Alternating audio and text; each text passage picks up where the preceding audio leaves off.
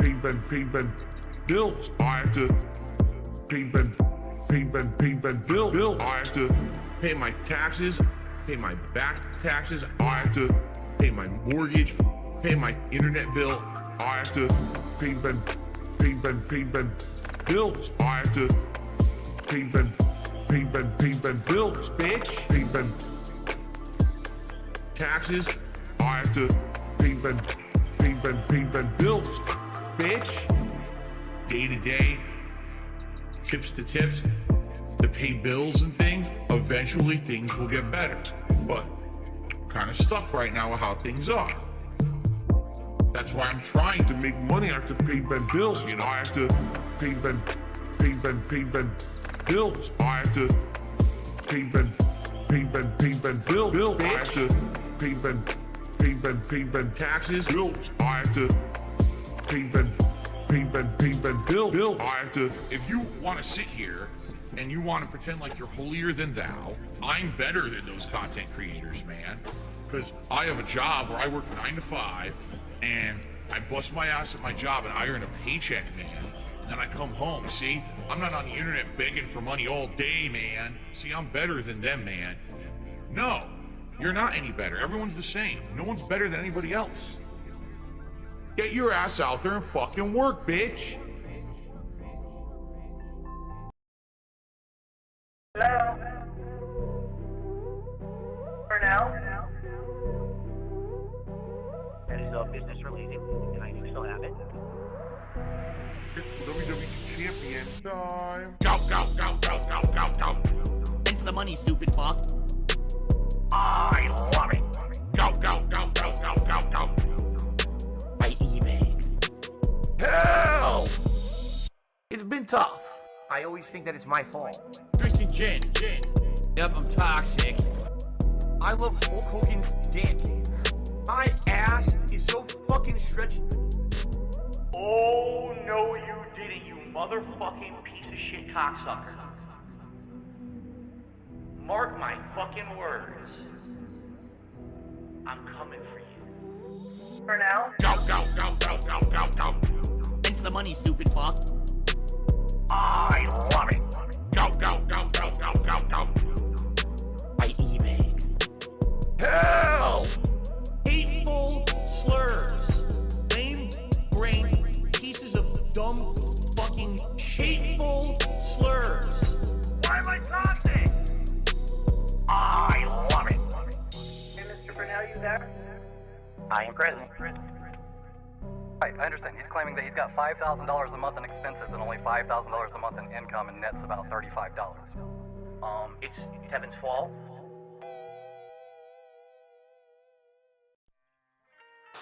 Now, what does the sugar do in the sauce? Adds sweetness, adds a contrast. If you don't, it's all going to be tartness, and you won't have any It's going kind to be of sweetness acidity to from the sauce. tomatoes. Right, you'll have And then tart spice. and it's acid and nothing else.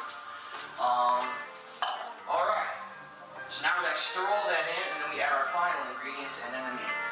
This one's for all my baby girls. Italian wife. Italian wife. Italian bills. Italian dark side fit. Italian wife. Italian wife. Italian chill. Italian can't give her a pill. I'm half kind of European mix. European style, Asian fusion style tips. Greasy hair. Pasta once a week.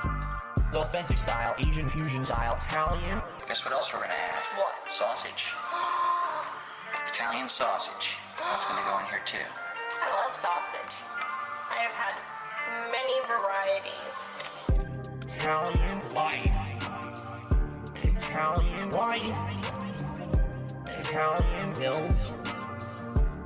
Italian dark side fit. Italian wife. Italian wife. Italian chill. Italian can't give her a pill. Why do you pretend to be Italian? I don't. I'm not full-blooded Italian. That'd be ridiculous for me to claim. I'm a quarter Italian. I am 1/4 Polish, and then I'm half kind of European mix.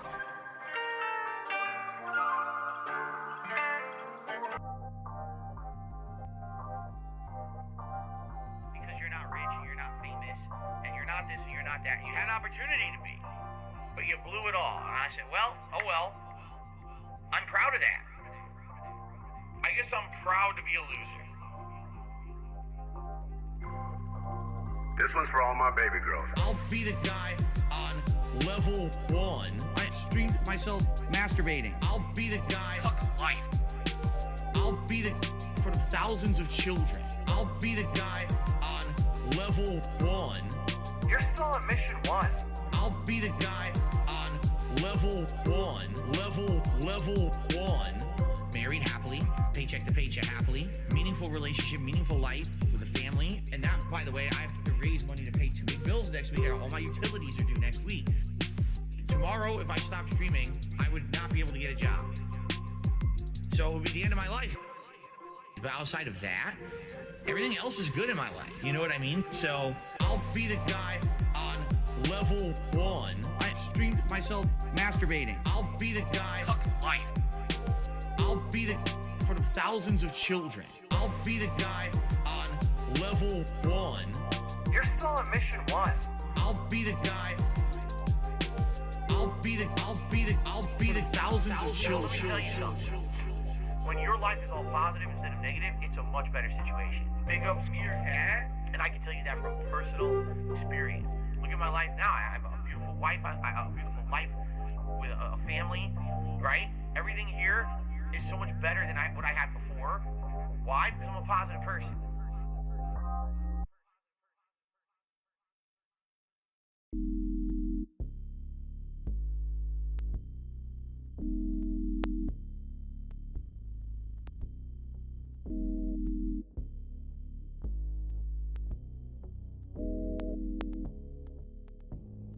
It complements the flavor perfectly. And it's so weird because it's nothing like any other cuisine. It really isn't. I can't even tell you another cuisine that tastes like that, but it's so good. And what I like about Mediterranean food is usually when you get it, you get such a good variety of stuff. Like I got something that came with hummus and pitas. You dip the pitas in the hummus, and that was delicious. Robust. Insanely flavorful chicken. It's not dry. It's freaking Robust. Give me this dipping sauce, garlic infused dipping sauce. Robust. I will tell you guys is thus. Robust. Robust. They came with their rice, which is the seasoned rice. That just tastes, again, it tastes kind of different from other cultures' rices. It has peas and carrots, but it's also got this unique seasoning in it that's really good. And then also a side salad, which was like lettuce, tomato, onion, Robust. insanely flavorful chicken. It's not dry. It's freaking Robust. Give me this dipping sauce, garlic infused dipping sauce. Robust. I actually admitted this last year. I'll say it again.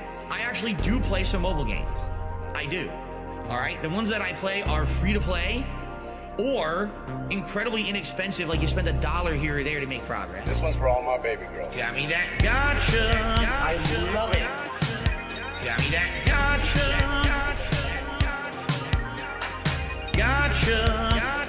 Begging for fucking tips and shit on street. It's WWE Champions time. I'm stupid. WWE game plays like Candy Crush.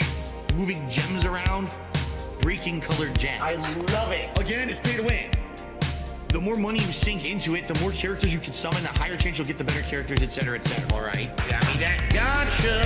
I love it. Got me that gotcha. Begging for fucking tips and shit on street. Gotcha. Got me that gotcha. Thanks for the money, dummies. Supercar. That was a mobile game I played like 5-6 years ago, a lot. For about a year, I played it pretty hardcore. All right, even at that point, that was before everything kind of fell apart with YouTube and everything. I was putting a little bit of money into it. I was playing for the top cards. I was playing the shit out of that game, okay? After about a year, they launched what they called Season 2, which reset all the cards in the game and made all your progress essentially worthless. And I said, this game fucking sucks. What a complete waste of time that this was, all right? Right now, for the next week, I'm literally strapped for cash. The only money I'll have is tips coming in on the streams. And that, by the way, I have to raise money to pay 2 big. Hello, everyone. We are here with another episode of the That Being Said podcast. We're on episode number 19, if you can believe that. We got a lot of fun stuff playing with you, and we got a lot of legends in the room, as you can already see. I'm going to throw it to my partner in crime, the one, the legend, the only Meerkat. How you feeling today, my friend? Hey, what's up, everybody? It's the one and only. You can't clone me. I'm back this week. I'm sort of replacing Sam, but I'm not really replacing him because I'm a part of the panel anyways. And today, we have a very deep talk about a very serious topic. We are diving into the dark and twisted mind of Dark Side Phil to answer a question that's been answered already probably quite a few times. But is DSP a narcissist? And today we're joined by the best in the biz, Steve and Baxter. Welcome, guys. Welcome to the show. How are you guys feeling? Steve, how is it going? Yeah, it's good to be here, man. I'm nice and wide awake. Fantastic. What's up, Baxter? How is it going, man? You ready to dive into the twisted mind? Wait. Hold on, we don't have Dive Baxter's audio at the moment. Hold on, of course, there has to be something wrong. I'll let everyone know that Steve is obviously Sam is gone, so I'm behind the controls, and that's something you don't want me to be. So I'm working on this now. Baxter, hang on. You're a legend. Everyone to hear Baxter's incredible takes he brings on the regular every single second he talks. Okay. Baxter, I can do the speak plugs now. while you. That's settle good. the That's audio. good. Go ahead, Meerkat. Yeah. All right. We talk about DSP. DSP talks about money, so you should know how this works. Super chats, memberships are live. If you want to become a member, you know how it works. Click the join button or click the link in the description.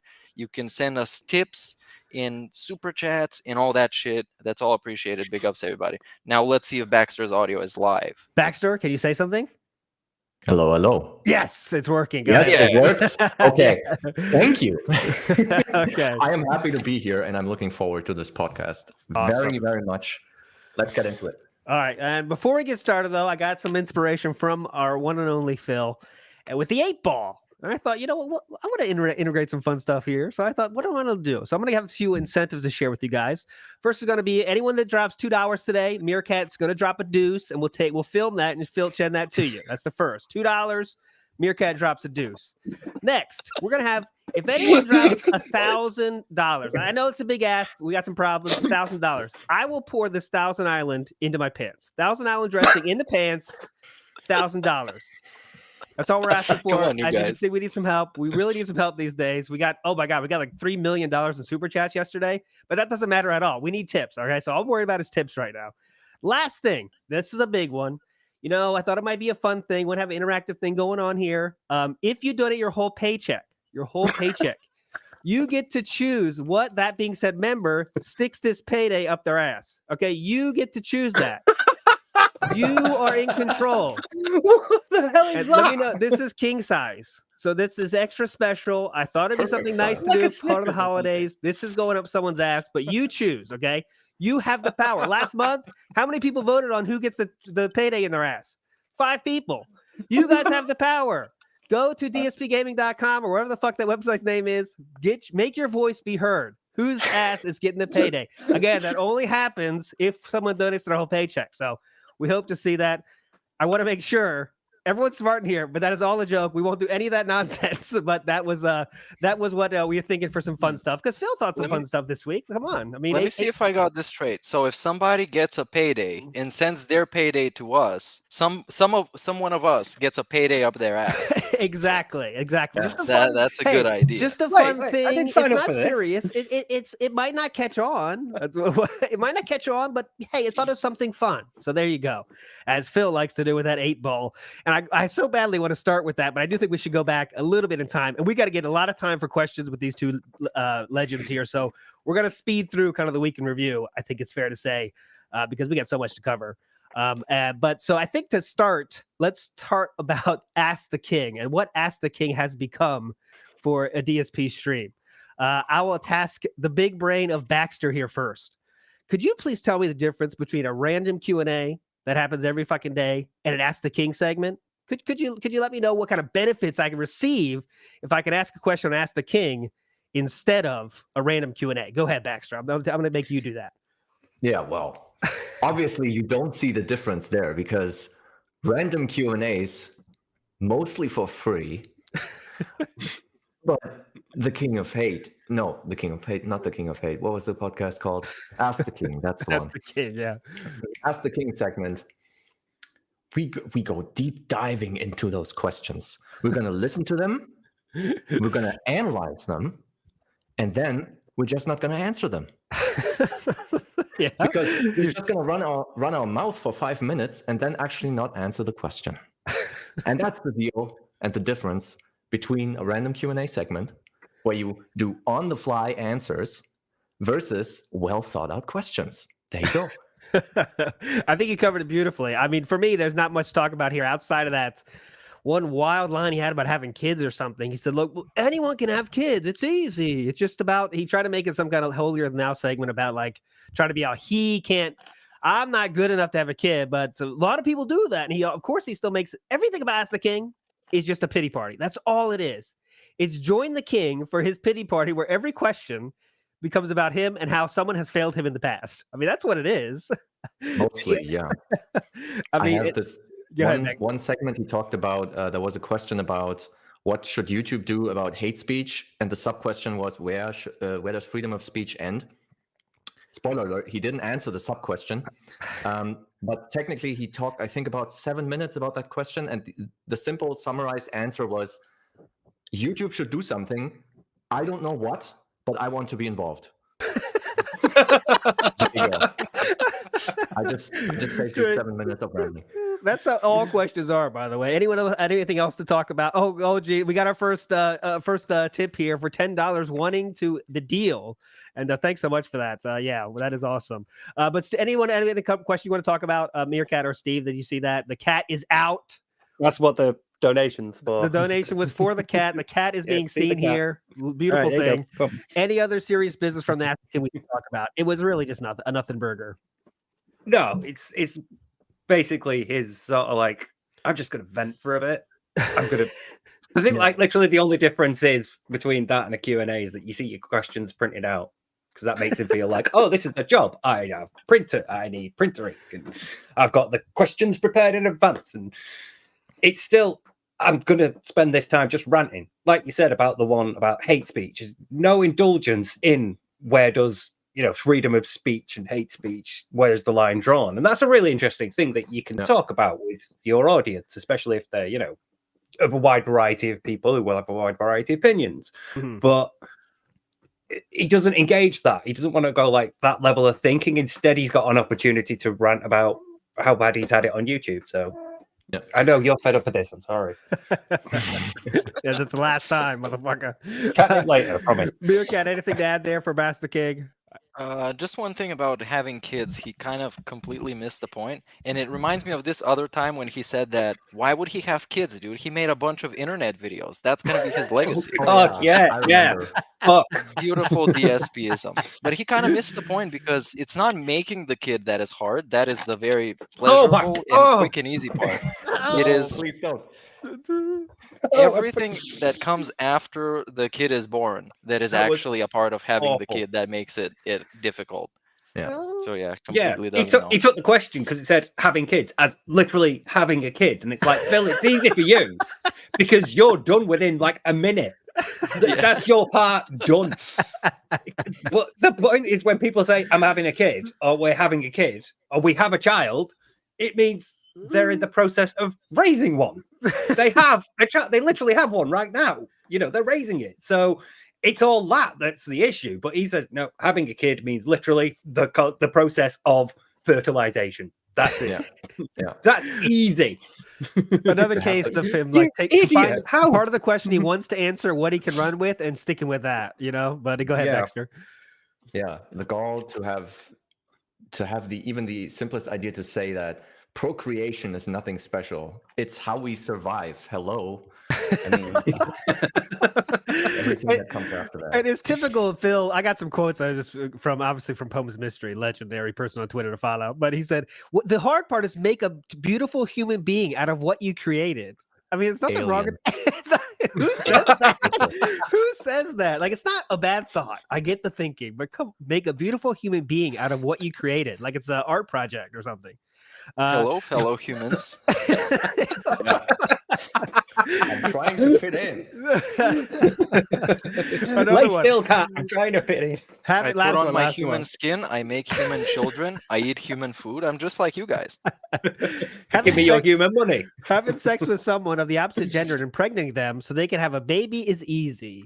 Oh, which is yeah. funny. Opposite gender. That was no. So easy. Just easy as that, guys. Find someone of the opposite gender. Doesn't mean if you're female or male, it doesn't matter. Just find someone of the opposite gender and impregnate them, my friends. That's how you do it. And from Phil's Planet, I guess that's their reproduction system at work. That's how they reproduce. But what they should talk about, they kind of not started here, but definitely has picked up, is this $1,000 he's lost thing. This has become like the storyline of the week. Is just every single moment he has to mention about this $1,000 he lost, which, number one, we know is bullshit. When you lose 100 subs, is that $1,000, Meerkat? I mean, you know better than me. I don't think so. Well, depends how much your subs cost. Yeah, but true. But no. So he is stuck on this $1,000, and that's his like flag in the air. Let's get the trolls. Here's our $1,000 we're missing. Yeah. And he's just holding on to it forever. And remember, he beat us last week, though. Remember, he was all over us. He won. DSP won. But now, didn't he win like 2 weeks ago? I think maybe 2 weeks ago. Yeah, I forgot, man. I've been so destroyed from his victory that I don't even remember when it happened. The reason why I don't have my camera on is that I went completely bald out of being mad about it. That wasn't your headphones? No.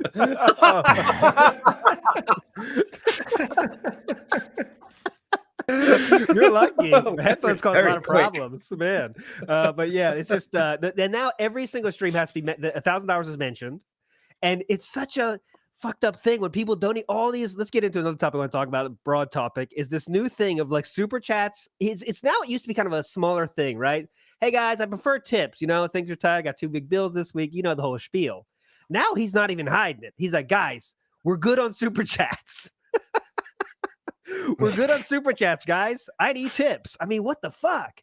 This has to be. I know I'm not one of these people that says, "Oh, that's against TOS. Let's flag Phil." I'm not all about that at all. But it seems like a website might have some rules about this. I don't know. If they don't, maybe they should. Like, I care how you donate me money, so this is what I prefer. Please do that. It's reached a whole new level now. I mean, I don't know. What do you think there, Baxter? Anything to say about that point?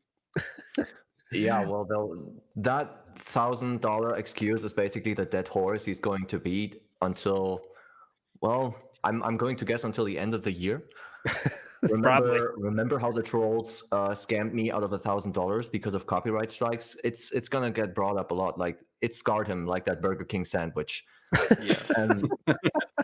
And it's I thought about it for a bit, and there's 2 sides to this. I think on one side, he made that one tweet where he said, I lost that money. Or he specifically said, I lost that money.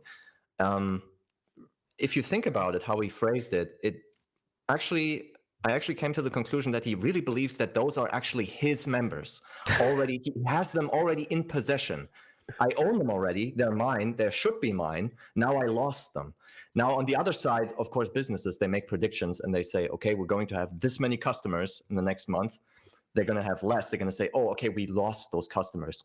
So I wouldn't put too much into it. But at the same time, well, can I fault him for thinking like a business? Maybe too much because he's self-ownership. I don't know. He does that a lot, though. He has that attitude of entitlement elsewhere. When it was originally This Is How You Don't Play, and he started to get the idea that people who watched that then went on to watch detractor content rather than his, and therefore you were stealing views from him. He has that entitlement. He expects, like, these are my subs. They're going to renew. It will continue to remain at this level. In fact, he even has this expectation that it continuously grows. It's not that he's okay with it sort of like being balanced or, staying at around the same level, because that's guaranteed income. He wants more of it. So there's always got to be a growth in it. He's always got to be pushing his goals higher and higher. So when it drops like significantly like that, to him, he's lost it because he expects it. He wants it. He's entitled to it. As far as he's concerned, those are literally his subs. They're his views. It's his money. And you've taken it somehow. Then we get either it's stealing views or it's taking your subs. You've taken it somehow, and then you get the moaning in the cope sessions. Yep, and like Steve said, Sam said, last week. I want to bring that up. He's the guy that he talks about moving goalposts all the time, right? Everything is moving the goalpost, moving the goalpost. He moves the goalpost so much that when you get to the goalpost, now if we don't get the next game, if you don't get that same exact score, he's gonna bitch about it, right? So one awesome stream is like $170, let's say, in whatever game. That's the new low, right? So if we don't get to that number, the next stream, it's like, I don't know what happened, guys. Last time you guys were loving it. It's like there's no like, wow, this is a happy moment. Wow, things went really well today. Cool. That does not exist in Phil's world. It is okay. Now I see what we can get to every time. So I hope to see that next time, boys. Even though he doesn't say that, but that's what that's how he's handling it. Is every tip you get is a new thing he expects every single stream. That's what's. Yeah. And that's why if you're a fan of his, a little legitimate fan, which how many of those there are, who knows? Not very many. With that chat, how that chat is now the king of LARPers. It is just every other chat now is someone pretending to be a Phil fan for the laughs.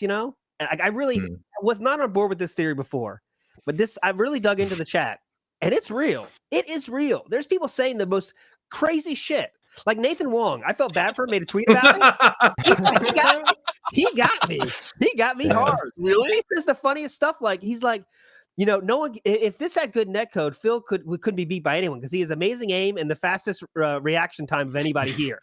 Like no one can say that. No one can say that. Phil's biggest fan can't say that.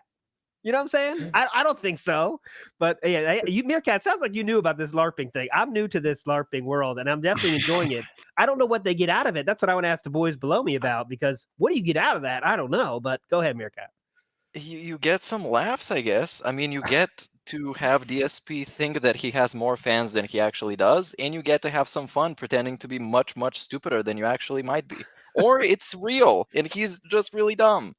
I also have one more thing to mention about the earlier topic about losing on that money. It's DSP lives and dies based on the emergencies that happen to him, and right now there aren't any. So he's going to hold on to that as a point of drama until the next one happens.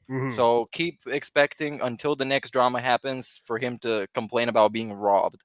Even though we talked about like 2 weeks ago even how bullshit of a cope that is for the members not being real, being gifted, and then expiring, and him trying to justify that to himself. And he blames everything on that $1,000 too. Like he's like, all right, well, people didn't want to do super chats last month because the trolls were there. So that's like he blaming everything on the trolls when there's like, all right, not everything can be because of the trolls were scared, or remember trolls made people scared of. Remember he said like people don't want to become members because they're scared, and now it's people don't want to super chat because they're scared. What else can we blame on this people are being scared thing? And I wonder now if was his big plan to say like, I got copyright strikes on my channel. This is going to be a big boon for the channel because I can bitch about this now, and that clearly didn't work. So now he's like, all right, what's my next thing to bitch about? Like you said, Meerkat, is this $1,000? However stupid that is, he has nothing else, I guess, but. That is also a way for him to fearmonger, because when he tells you about people being scared, it's also implying that there might be a reason for you to be scared. So if you're like one of those Nathan Wongs, you might actually be a little bit scared, If he's telling you that others are scared, you might get scared.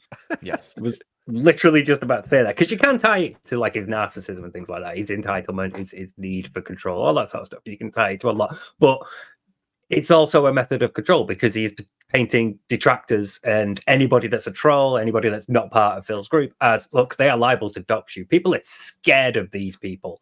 I understand that people in my chat and my group and my audience are terrified of these people because they're bad. So don't watch them, don't listen to them, just stay here in this chat. And I was watching an Unleashed stream recently and I looked at like the active participants in the chat, and you didn't even have to scroll. There just weren't that many at all. So if you really look, there's like 7 or 8, sometimes 12, but there's like 200 people watching and like 8 people in chat talking. That's it. And how much money does he wring out of that wet rag? He gets a lot of money for how many people are actually enjoying or interacting with his shit. If you think about it, that's the scary part. But I guess, Baxter, I want to ask you, what does someone get from LARPing, right? What is the possibility of a benefit that you get from pretending to be a member of Phil's fans? Is that like, I'm in this cool group and I'm also extra cool because I'm doing this thing that's, Phil thinks I'm real, but I'm not. I just can't guess. What do you get out of pretending to be a Phil fan? I want to know. What possibility is there, Baxter? Yeah, I think it has something to do with wanting to play both fields, but not in the sense of supporting both. There was back in the time, I don't know if you even remember, in 2017, there was one incident where DSP called out someone who was playing two fields. His name was Taurus Oxford, if anyone in chat can remember. And DSP specifically had a segment about him. You can't both like and hate me. Something like that, he said. Yeah, I do remember that quote. Taurus was a good guy. I know him, not personally, but I know him because he was part of Freedom Chat for some time. But what people like Nathan Wong, like you mentioned, get out of this is, I think, they get both the attention of DSP and the detractors at the same time, because detractors naturally they pick up on these people as they picked up on Derek, obviously. Yeah, and they see these statements, these obviously ridiculous bait statements, and some of them just. I think it's. I'm not gonna want to be cliche here and say, oh, it's just for the attention, but to some degree, well, maybe loving to be as ludicrous as possible and getting attention for it. Yeah, I guess. Steve, anything to add there? Maybe they want to see how much they can get away with. Yeah, I'm sorry. Yeah. Yeah, that's a good way of seeing it. Yeah, you can sort of like, you're in another group, and you sort of push in their cultural boundaries, then their expected behavioral norms, and sort of like going skirting the line of being on thin ice, isn't it? When you're saying something that might get you a banning. But I can imagine there's a lot of like identity in it, because you know, if you're part of a detractor group and then all of a sudden, you know, you're also LARPing in Phil's, you've got this other constructed identity that you have complete control over, and it's something that you could go play with. It's something that you don't have to take seriously, so you don't have to worry about, you know, meeting those standards that like detractors expect. You can go and fuck about, and there's even the element of being a bit, you know, it's a bit daring, it's a bit risk, because you're undercover in effect. You're a detractor playing a Phil fan, and if he discovers that and, like, you know, immediately bans you, there's that element of risk there as well. So I'd mention there's a lot of reasons why people do it, but I think it would depend on a person-to-person case. Some people might just like fucking about with other people and sort of like all being in on the joke, whereas other people might take it a bit more seriously, and others might have plans further down the line. You get in, you build up a bit of trust, and then later on you get something and you bail, and, you know, hey, detractors, look what I've just stolen. Yeah. Things like that. Could be a lot of things like that, but I think a lot of it is just to fuck about with him. There's a feeling of getting one over on Phil, isn't there? Because you're not a legit member. If he's delusional enough to think that all those people watching are legit members, and you know you're not, and you know that other people in there aren't as well, you get one over on him. That feels pretty good, you know. Yeah. And you're not costing anything as well, because you're not giving him money, and you don't have to interact with him. And also, you could chat to Snow Carl and see what he can push. And the new Baxter's thing going on with, like, there's 18,000 Baxters. It's all a sub. I feel like there's a sub LARPing group, like, you know, community building in Phil's chat right now. And Phil does not like it. We know Phil hates his chat. I mean, the Snow Carl thing, yeah. Just when they were all doing whatever Carl, and then Carls, right? Yeah. So this is building again, but it's fine here because it's not Snow Carl. It's not somebody we knows antagonizes him regularly. It's we got somebody that, like what's just there passive in chat. Real Talk Sports now is like actively giving money. So I mean, we're doing something stupid. He's giving Phil money, $2. He gives him like $30 a night, but he like gives $2 at a time, and he says like, "Come on, let's get those super chats up tonight," or "Come on, guys, super chats are going to beat the tips." Like, it's just.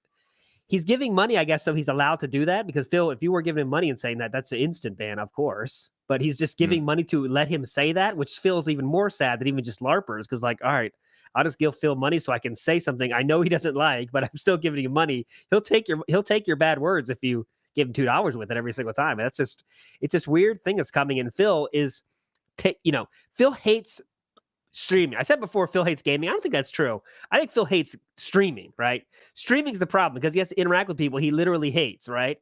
Unless you're Derek, of course. Totally. And unless you're Derek, he hates you. All your questions are stupid, because they literally are. I mean, I'm not making fun of him, but it's not a fun chat to be around. No one's saying jokes, because that's too scary, right? Any kind of or they say these jokes that are for first graders, like, "Oh my God, look at that, his ass is huge. Oh my God." That's so funny. These, those Disney streams literally are like I don't, that's a scary place. His chat it's scary. his chat can be a minefield because it's also difficult to discern if some of these people, like you talked about, this real talk sports guy, is also just a flying monkey, or which is a term we can discuss later, or if he's an actual LARPer. Because as Steve described it, it made it sound like sometimes it's also a bit like an RPG. Like we all love to be someone who we are not, or make ourselves look like someone who we are not, and I think that's something that plays into that. Oh, I was going to bring out a D&D analogy, and I thought it'd be too nerdy. So, no, it was exactly that. I was just thinking in my head that, because I've been playing D&D with my brother, and it's like you create a character and you get used to that character, and it becomes part of you because you've created it. And it's that the same thing. We all like to have like an escapist sort of idealized version of ourselves, or version of a character within a specific context, and in this context it would be someone in Phil's chat pretending to be Phil's fan, but you do it the way it is. My favorite one was a guy who was like a Roman senator, and he'd keep talking about the destruction of Carthage, because he'd at least get like some witty things here and there. You know, like the way he sort of like side into it. I always thought it was pretty good. But then you get others like that BITW Awesome, who's just always romance cat, and it's like, he is having a discussion sometimes, though. I've seen him actually discuss things. Who, that guy? It's very rare, though. Even in like comment, he's there under Phil's videos going, awesome, romance cat. Yeah. Yeah, we like got one of those videos in our video too. He came to our comments, actually said romance cat. I was like, okay. But it's just the state of Phil's chat now is something else. It's definitely very unique, very scary. And Derek is still getting all the attention that he wants and ever needs. He could like be saying this. Phil could be on this extremely important part of the game, kind of enjoying himself, talking about something else. And Derek asks a question. It's like, woo, brakes on the car. Derek asked a question. Hold on. All right, let me get to Derek's question. He's asking if I like the sky or the sea better. All right, Derek. Have you ever seen a rainbow? Yeah. How do you take that seriously? Great question, Derek. Let me talk about that. It's like, no matter what the question, as stupid as that, people are saying that's a stupid question. I'm making fun. I said sky and sea, literally that level. You know, it's like, what's going on here? So I want to know, let's get the final answer on this. The theories of why Phil treats Derek so differently, or should I say Derish? Because there has to be something more here. I will not agree with, I cannot fathom it if this is just Phil being nice. It doesn't happen. Derek gives him no money. He's derails the chat. I mean, let's get real. He's derailing. And whether Derek's not trying to. I think he's just asking his questions he wants to know. But people are like, hey, Derek, what's up, Derek? See you later, Derek. You know, it's just endless. So let's get the official theories of Baxter, Steve, and Meerkat. I'll start with you, Meerkat. What's your theory on Derek? Ooh, I was really excited to hear you guys' theories first, because there's a lot of things that I've heard, and there's a couple of things that I think, with my tinfoil hat on to hide my completely bald head from being mad at DSP winning. So you guys please go ahead first, and then I'm gonna ramble for a little bit from all the comments that I've seen and stuff that I've heard. Yeah. Baxter, do you want to? Yeah. Yeah, Steve can start us off. And chat, you too. I want to hear yours too. Go ahead, Steve. I think he's just waiting for the day that Derek finally gets his parents' credit card back. I'd love to. I think it's that. I think he's just holding on because he knows that Derek would give him money, but at the moment he's being prevented from doing so. So I think if he hangs on to him, at some point he'll get, old enough where he'll get his credit card back, or he'll get his own, and he'll be able to give him money again. So I think it's that. I think he's hanging on to him. I also think there's a slight chance that his parents have been involved at some point and given Phil a right bollock and said, if we ever see you, like mistreating our boy, we are going to fuck you up. I don't know how. I don't. It's because it is difficult. It's a difficult one to explain. It's the way he is with other people compared to the way he is with Derek. Considering that Derek does give him no money, it's very odd. Yeah. So I think he's just hanging on for money. I'll take future money. I'll take that. All right, Baxter, you're up. Yeah, I think the deal with Derish is that. Well, first of all, the most obvious answer, which you probably could have thought of, is Derish has been around for a long time. Like ever since the Twitch days. I remember him when I came into the director sphere, the Snortex, if you will. That's a nice term. That's a really nice pretty term. good. Pretty good that one. And, he has been around for so long, and generally he asks questions that pertain to the stream or interest DSP. He used to give DSP money, then that whole credit card deal happened, but then he got other people to tip for him. I remember this. So he, in DSP's eyes and DSP's mind, I think he stays a positive chat member. So that's why he keeps him around. And obviously what Steve said, when Darish gets control back over his finances, he's going to give DSP huge amounts of cash. Two more things. I want two quick things about Darish this week. Specifically, loved the time when DSP was playing the Modern Warfare 2 beta and Darish was just telling him about the promotional text on their webpage. Like he was directly, not tweeting, he was adding him and saying, this map is, and then the promotional text from the webpage. Excellent, good job, copy paste. Very well done. And the other one was that we, for the first time on Twitter, we actually saw Darish capable of being angry. Over an outcome on his WWE fight, I think, something. Someone lost the title and he was legit angry. That was interesting. Interesting. Yeah. Oh shit. Oh shit. All right, I'm gonna say mine real quick. Thanks for that super chat. I'm gonna get to your question too after this. But I think I'm on the camp of it's the mother talk to Phil, and like Steve said, I think Phil oddly would respect someone's mother talking to him. Like, you know, for anyone that he appears could the chance of being a troll, he said, "Go fuck yourself, get the hell out of here." But if he gets a mail from like, "Hey, this is Derek's mom," you know, he might believe that pretty easily, even if it's not Derek's mom. But I think he would like take that to heart a little bit more, oddly. And like say, okay, I'm being a professional man here. I'll respect Derek and I'll respect his parents' wishes. Because I think Phil, in some senses, has a weird like moral standing on that kind of stuff. Even though with people that he could be a troll, the 1% chance someone's a troll, and they piss him off in any way, even just look at him the wrong way, they're banned. But with a mother or parent, I think he could like, all right, you know what? I can do that. Sorry about that. Or something like that. And maybe the mother could have told Phil the real story of Derek's, you know, mental state or whatever. I don't know the deal. There could be something to that. And that means that Phil, I mean, clearly there's something. It can't be Phil's not being nice to any fucking body. So let's get real here. There's something behind the scenes. All right, Meerkat, you've heard all the things. You've heard all the chat. Now it's your turn, my friend. Well, you guys said basically everything I wanted to say, except one thing that is a very tinfoil hat theory. Because if Derek's mom got in touch with DSP, then she would know what Derek is posting on Twitter, and she would probably be very much against it and all that porn stuff. So what I think is that Derek quite a while ago used his parents' credit card to I think send bits to DSP. And maybe they found out. And that's not my official theory. That's just one of the things that I've heard. Maybe they have something against DSP that they might make a problem with or something like that. But yeah, I do think he engages with him because Derek is an actual fan, a genuine fan. Yeah. And despite the fact that he's a complete and utter degenerate, DSP would still be willing to engage with him. But yeah, I agree with everything you guys said. Yeah. Basically, all those theories are valid, I guess. And it's sad that we're saying like Phil. I don't even think Derek's a real fan of Phil. I think Derek found a place he's allowed to be, and like not people don't make fun of him constantly because Phil watches after him. You know what I mean? Like think about if a person like Derek comes to our chat was saying like just random stuff, not trying to be douchebag. People are like, all right, that's a stupid question, man. That's a stupid question. You know, if he's asking like, I don't know, have you guys ever seen a rainbow? Our chat would be like, hey man, that's kind of a stupid question. Just normal internet speak back and forth. And Derek might be like, oh, hold on, I'm not welcome here. But in DSP's chat, he's protected, right? He can ask those questions. And people kind of give him a little bit of good feeling, I bet, from like, oh, yeah, good. You know, people being douchebags, but like, hey, good question, Derek. Great question. You know, just make him feel maybe good about being there. And I don't know. I do think, though, before we got to keep rolling on the weekend review, but Phil definitely chose the Disney game because it brings out people like Derek, I think this is a very intentional choice to play a game like Disney, which he so clearly hates.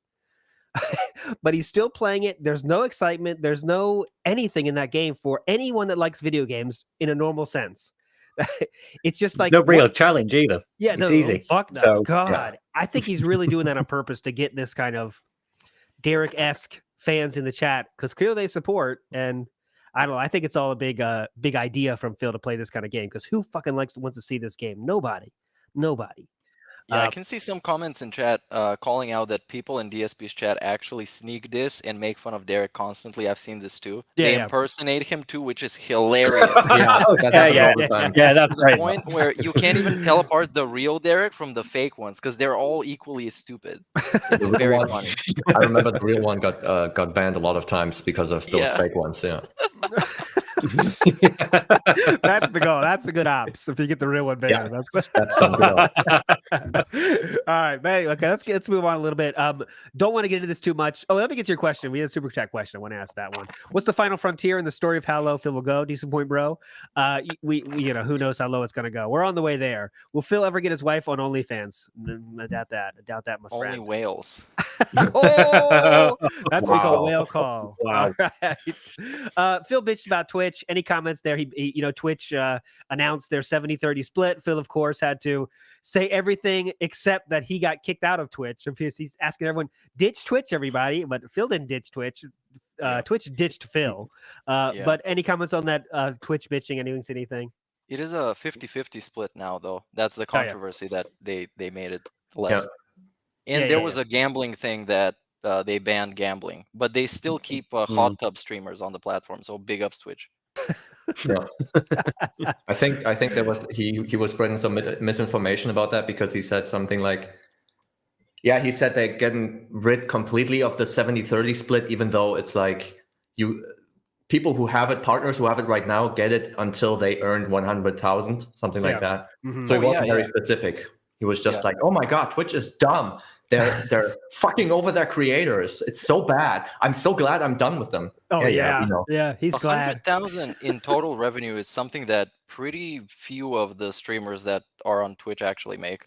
And the requirements for getting to affiliate, which is the first level that you can actually make money on the platform, they are pretty tiny requirements. So most of the smaller channels are not going to get affected at all by this. Yeah, it was like 10% of the creators were affected. Yep. And Phil, of course, acted like it, just classic Phil fashion. And then he even said like praise of Twitch. Like, you know what? I did like Twitch though, because some people, it happened a little more frequently. People do like these huge bits, like 10,000 bits, or we have huge sub bombs. That doesn't happen so much here. But I still love YouTube. I still love YouTube and fuck Twitch. But it just doesn't happen so much here. It was just like such a. Just don't fucking say that, dude. What the fuck are you doing? Guilt trip everybody. Guilt trip everyone in saying it doesn't happen here so much. So, oh shucks, it's like, wish that would happen here. God, that was so fucking bad, man. That was one of the angriest I've got this week. Is like not angry. I rarely show emotion towards Phil, but when he did that, I was like, everyone in chat, come on, guys, wake the fuck up. But I mean, it's way too late for that. But before we get to review tech, I want to get into the 8-ball scam. And the 8-ball was something I thought literally he was doing a joke. I thought for a second, oh, Phil's making a joke here. All right, cool. I thought it was like an Nightbot child add-on thing. So you'd type in like exclamation mark 8-ball and then a question. I thought it was that. So when I found out, he said it with such embarrassment for himself. All right, I'm going to try to do this here. A little bit of an impression here. He was like, all right, pretend this is an 8-ball. It's not. All right, guys, I got an 8-ball here. Just thought it might be a fun thing for the stream. Not sure it's going to go anywhere, but I was thinking, what are we going to do? Hey, $8. I'll ask a question to the 8-ball. I mean, if you guys want to do it, I don't know if it's going to catch on, but Magic 8-ball, $8, guys. What do you think? All right, there you go. And that was it. And he felt so embarrassed himself. I've never seen that before, right? He was literally questioning himself for a second. I thought, like, man, maybe this is pretty bad. But you know what? I'm going to do it fucking anyway. And that was truly, when I saw it was real, I really laughed out loud. I was like, oh my God. We've turned to 8 balls. Your thoughts, gentlemen? Anyone want to go first? Just go ahead. Start talking. I died inside. Go ahead, Steve. You died inside. I died inside, yeah. I just couldn't believe it. I just think like, you have a level of expectation for Phil, and seeing him like completely fail to live up to them in such a spectacular way is always amazing. Genuinely thought it was like I was like, oh wow, he's actually trying to do something with like the Nightbot. He's actually trying to do something to like spice up his chat a bit. I thought he would be like, hey guys, we've got an 8-ball thing in now. So if you just exclamation mark 8-ball, it's just something to keep you going, you know. But no, it was a real fucking 8-ball, and it seems ridiculous saying it. Yeah. It's a real fucking 8-ball. You can't even see the results. So he shakes it. All right, shake it up. It said doesn't look good. Oh my God, this is the best. $8, guys. Waiting for your next one. But anyway, go ahead, Baxter. I slowed your roll. No, it was for me. That was an act of creative bankruptcy. It's like to be. No, I thought it was a joke too, but I can't even formulate any thoughts about it because I'm just shaking my head. So you guys, because you can't see me, but just constantly shaking my head about this. It's just so. I don't know. Yeah. So that shows. I mean, we got the lure streak in the last. When did lure start? 2 months ago, maybe. The lures was 2 months ago. Now we got the 8-ball. Like what D&D dice, that's coming. Guys, $20, and I'll roll the D&D dice. Let's see if we get that 20. Oh, it's a 7. Too bad. Get the fuck out of here. Now you donate $7 or whatever. Like, where does it? This is a new level. I feel we've been seeing this whole year. These new kind of scheme after scheme after scheme. Oh, yeah. Steve's got it. $20. You got it, guys. And then, not to mention the shaking the lures in front of the camera. Not to do that again. But we are reaching all-time lows in terms of just any kind of scheme we can think of is going to be on the screen. But go ahead, Meerkat. You haven't said anything in a while. What's you thinking? I don't know, man. I think it's all going to end at the Russian roulette goal. And that's going to be it. God damn. That's going to be it. Well, you guys, I don't know. Am I going to blow my brains out? Is it going to be a blank? You don't know, man. You don't know. Jesus. How much is the spin? God, but it's really, really crazy. Oh, we're getting a perception check. We need to roll for perception, Steve. All right, okay. Yeah. So let me give me 20. All right, so let's move on though. Remember, we got a lot of questions for these two gentlemen below me here, so I want to get to those questions as soon as possible. What was the roll? 7. Okay, we'll accept that. Review Tech. Let's talk about Review Tech USA. Now, let me get the backstory a little bit. Obviously, I'm not going to go through all the shit that happened 2 months ago, but I do know when Phil ended that thing 2 months ago, he said these exact words. After today, I am never talking about Rich again. I want nothing to do with the guy. I am wiping my hands of him. That was his last word on the topic. Turns out, if you give Phil $50, though, that can those words are thrown out the fucking window. And he's like, okay. And then he starts the stream with, I didn't want to do this. This is a Patreon perk that he accepted. That's the fact I want to get through everyone here. He said specifically, please send me your ideas and I'll kind of go through them and see if they're good enough for a video or they're allowable for a video. And he said okay to this. So next time when Review Tech USA claps back here and says like shit about Phil in a future video that is coming, remember, Phil's gonna say like, I didn't want to do this. Someone paid for it. He chose to do this video, guys. So just remember that. Remember that. All right. But lots of stuff here to talk about. Well, I'll just say my favorite line before we get to everyone else's. He said, "You have no honor." He's talking about Rich. You have no honor. You are streaming without a shirt on. That's what he said. Okay. Yeah. So streaming without a shirt on. All right. Whatever. Your thoughts on streaming without a shirt on. Let's just go through some of the things Phil has done on stream. Oh, I said I wasn't going to do it this week, but too damn bad. He's taking lures and shaking them in front of the camera for his fans. Yo, you have an actual lure. I got an actual lure this that's time. Some dedication, dude. This one's chunky. It's chunky and blue. And it looks like fun. A whale. It's kind of like a whale. He's also got a magic 8-ball on the stream now. Has vests on the stream now. He asked you what kind of hat he wants on the stream now. He will wear 2 hats. Yeah, put a Pikachu hat over this. Yeah. So who doesn't have fucking honor? That part was the one that's like has to be a joke. Like he sees himself above Rich, who just takes his shirt off. When Phil does all this nonsense, that is even worse in my mind. Go ahead, Meerkat. One of my favorite things is that he ate Skittles for tips, and he was in debt. Right, he was in debt. He couldn't eat the ones that he got paid for. He actually owed eating Skittles to his chat. This is Phil. He couldn't even eat them. He was feeling sick, and he also falls asleep on stream. So that is pretty crazy. Yeah. Logan K in chat just pointed out he did a shower video. Yeah. Great point. Great point, chat. There you go. That's a good point. Yeah, he did do a shower video, Logan. It gets worse. He used to spin his chair. Remember that? Oh, yeah. Yeah. Oh, what an honorable. That was Kat's idea. That was his wife's idea, yeah. Best idea you ever had. Jeez, that tells you what she thinks about his audience then, doesn't it? I know. Right. He's like, I need some way to like spice up the stream and get people donating. I need like some sort of reward for my fans. And she's like, spin the chair. They might be into those bubbles. I just remembered, right? Yeah, the bubbles. Blowing bubbles. What an honorable show of love that is. No, because it'll blow them, and then people will like retract their likes, and it'll drop under 100 again. Just not gonna do it. Oh, and also, what did he say? Oh, I might get bubble in my eye when it was less than $50. Get those protective glasses on, guys. The Gunner glasses. We need the 50. But anyways, this is all to say that is one of the most ridiculous statements Phil has ever said. You have no honor. You are streaming without a shirt on, which is much more acceptable on this Twitch platform than all these scams that Phil just runs constantly.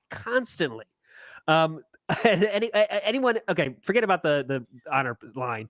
What did anyone else thoughts of the Rich? I'm sure you guys have seen most of it now. Any thoughts you want to share on that? I'll go to you, Meerkat, first. I'm sure you have something to say here. My thoughts are whatever you wrote as the notes for today's episode, because I actually didn't bother watching that shit. It's terrible. But one thing I have to say, that's fine though. As a soundboard enjoyer myself, DSP has no right to criticize Rich's soundboard. Yeah, Rich spams it constantly, and it's not at the right times, and it's not very fun. But DSP has an actual physical soundboard while having in possession a stream deck that he's too lazy to set up, actually.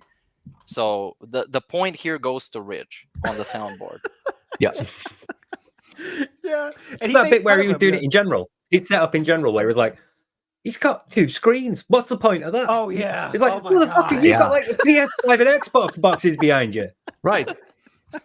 At least it looked tidy, 2 monitors, the lights behind it. It looked fine. It looked like a regular stream setup. Yeah. Better than your shit. I had when you said that about when you criticized Rich's setup, I had to laugh so hard because I was sitting there like, dude, you look as pasty as your wall. What are you talking about? You have random boxes in your background, random assorted things that don't pertain to your stream. You are beige. Your skin is beige. Yeah, and he's so quick to say like, "Oh yeah, my shit's bad too." But what is he doing? What is these 2 monitors? What it's like the most unheard of thing in the world. And like I know my stuff's bad too. What? Yours is way worse than bad. You just have boxes behind you. I know my stuff is bad, but like he tried to play that card of like I don't care, so it's okay. My stuff's bad because I don't care, but he cares. I've got fun things.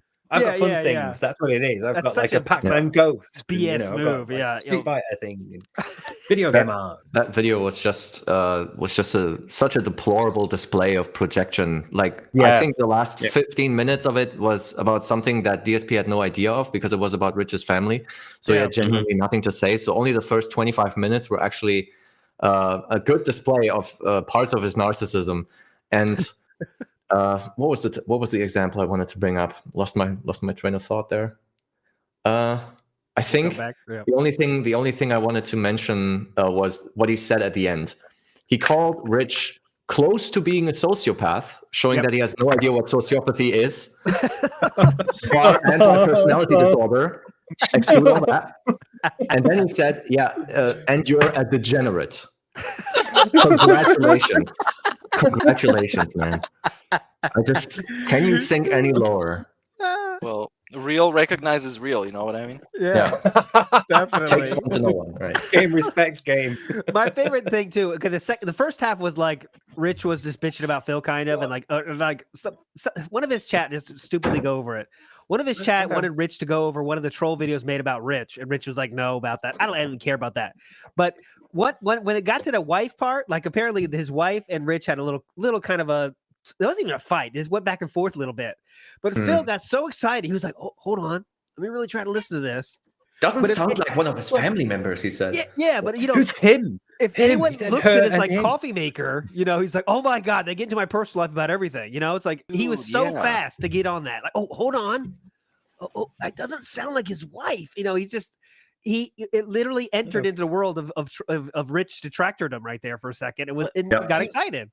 You know something about this? DSP once mentioned browsing through YouTube and seeing a Rich Review Tech troll video about Rich abandons his kids and his wife calls him a deadbeat. And DSP himself called that video a bunch of bullshit. He called him a bunch of bullshit. And I remember because I streamed this and I watched the video. And the video is Rich's wife comes into the room. And apparently the kid was going to go to bed or something. And Rich couldn't put the kid to bed. And the kid was crying because it's like a little kid and whatever. It's not a big deal. Obviously, Rich should have muted the mic so we don't hear the domestic dispute, obviously. Yeah. And that's a stupid thing, but it's not that big of a deal. And DSP called it not being that big of a deal and being like some made-up troll video. And now he's using it to diss Review Tech. And this is how hypocritical this man is. This is how pathetic he is. It's This really, from the guy who has a family, you know. Like kids don't like to go to sleep all the time. They don't like getting up for bed. And you know, sometimes parents have to have a bit of an argument about this, especially if assuming like one's busy doing something like this. So, you know, it's a thing that happens in a relationship. But he's like, see, in my family, we do things differently. Yeah. Such as You not don't have having a children. family. You don't have a kid. Yeah, you don't know what it's like to raise a child. So that was. I mean, I'm not a parent, but I've got a niece. I love a niece, and she's great. And you know, You got a cat. I was dude. there when Come she on, was. that's the same. Not a It's cat, just like yes. having a Same. child. Yeah, but also I know Steve. I mean, as I know as well online, and I talked to him many times here. I know he doesn't. He loves his cat more than fucking anybody, but he doesn't say to anybody, "This is my family," even though he thinks it. You're not going to say to him that doesn't know you, like, "Hey, this is my family here, guys. Check it out." You know, at 12 pounds. You know, it's not like that. You know, Steve's not insane, but you know, some people are. And one other part of that was really good is like in the beginning, right? He said, "If any of you out there think this is hypocritical, well, 5,000 people do this to me every day." You know, so that's just a great way to live your life, right? So if enough people do something to you, it's cool for you to do it back to them, right? Come on, what's the problem here, right? So that was a fun little quote there I heard. It was just totally. The only thing that what does Phil hate about Rich? His sub count. That's it. That's the end of the story. And his bank then he account gets number. naked. Yeah. He's got bigger tits than his wife. He had some aversion to male bodies. I don't know what it is. I think it's just a pretty easy way to make a personal attack, right? Like with Wings, the easiest thing you can do is just call him a fat ass. If you have no arguments against him, just call him a fat ass. Just like with Rich, you can just call him a fat ass, or you can call him bald or whatever. And DSP loves those things because that he doesn't have actual criticisms. Aside from the things we talked about that are very hypocritical, like the monitors and all the other nonsense with the soundboard. It's just a personal attack. That's all it is. Yep. And Plus, it's an opportunity. Yep. It's an opportunity for him to stick the knife in one more time. If it's someone lower than him, he'll go for it every time. And he took this opportunity with Rich, just like he'll take it with like say Wings or Boogie. He'll take it with like Howard, Rabbit. He'll take it with Burger King. Anyone that's sort of like aggrieved him in some way. Anyone who he feels slighted by, if they're having an issue, he'll go and put the boot in just because he can. And then he'll complain about other people punching down on him. Yep. Wait till Pro Jared comes up with that fucking react. He's Pro Jared.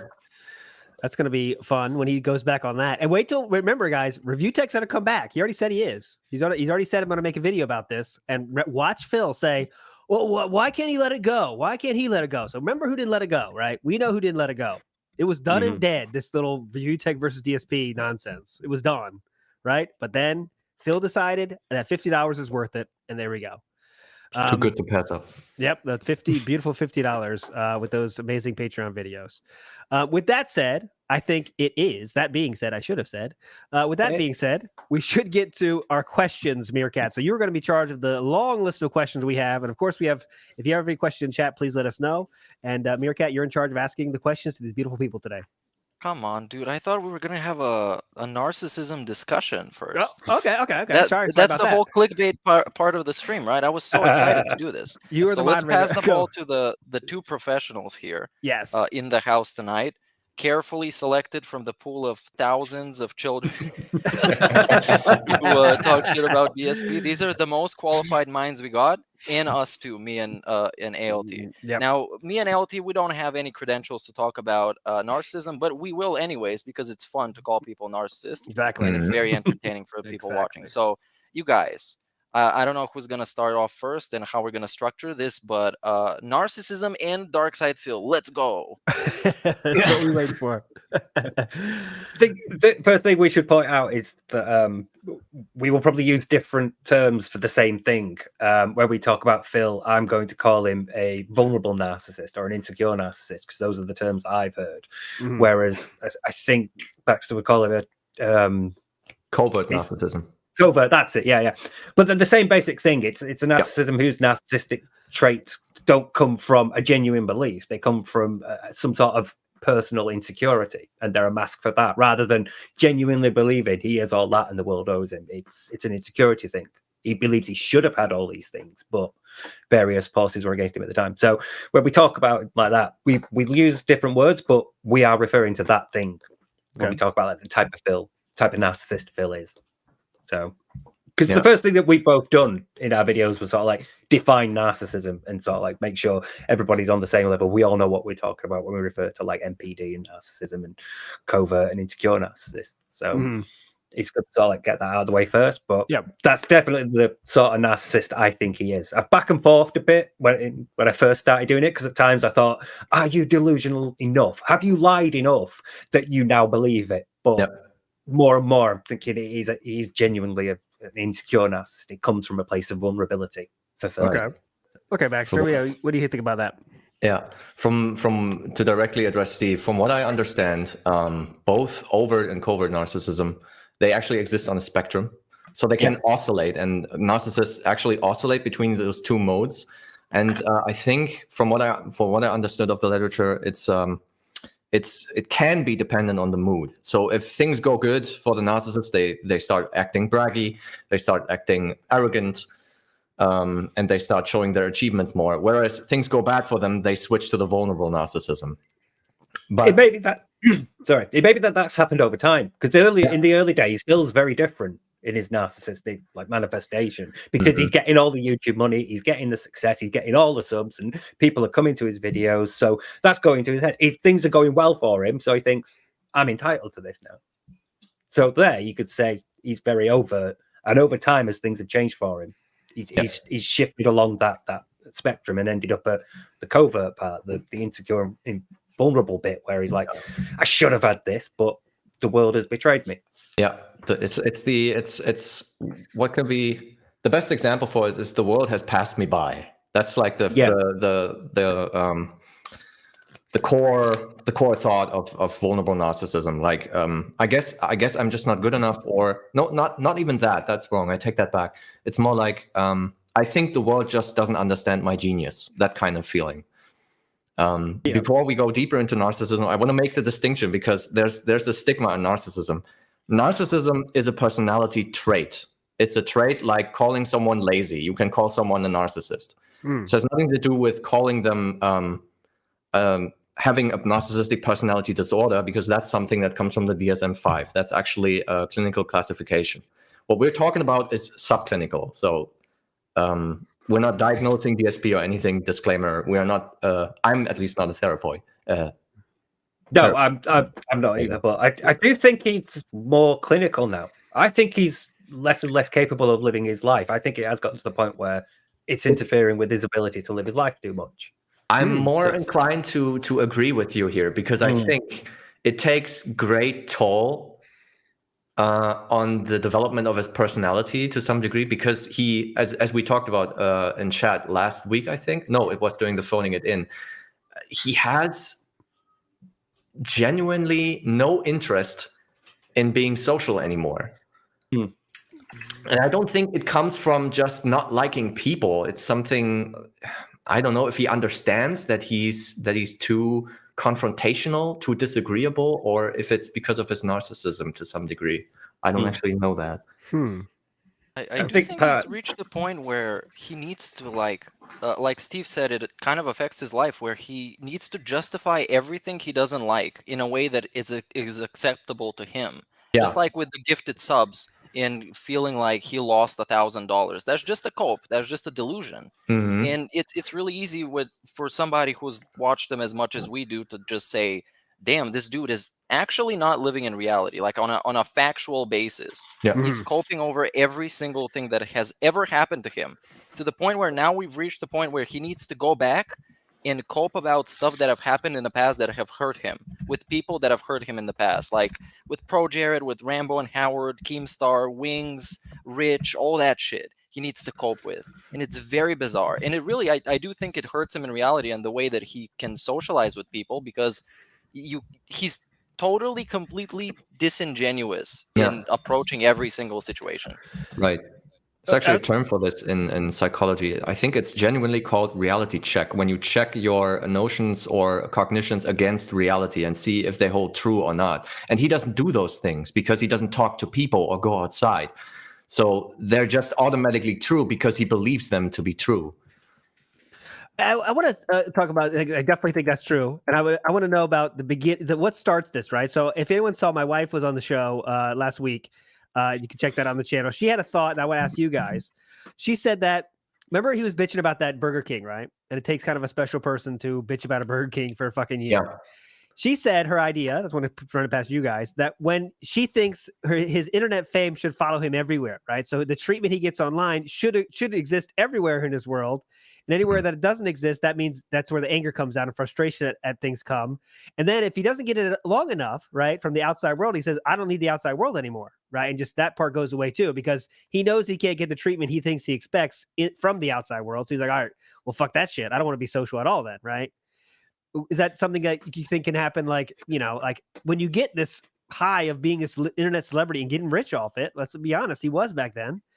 And all of a sudden, things start going down for you out a little bit, and outside the world, no one gives a shit about you. You know, I can see how that would make you feel. I would feel a little like, whoa, hold on. I mean, I'm not the level of Phil, but I'm like, hold on, I'm cool online, but outside, no one's treating me that cool. So, all right, fuck outside, you know?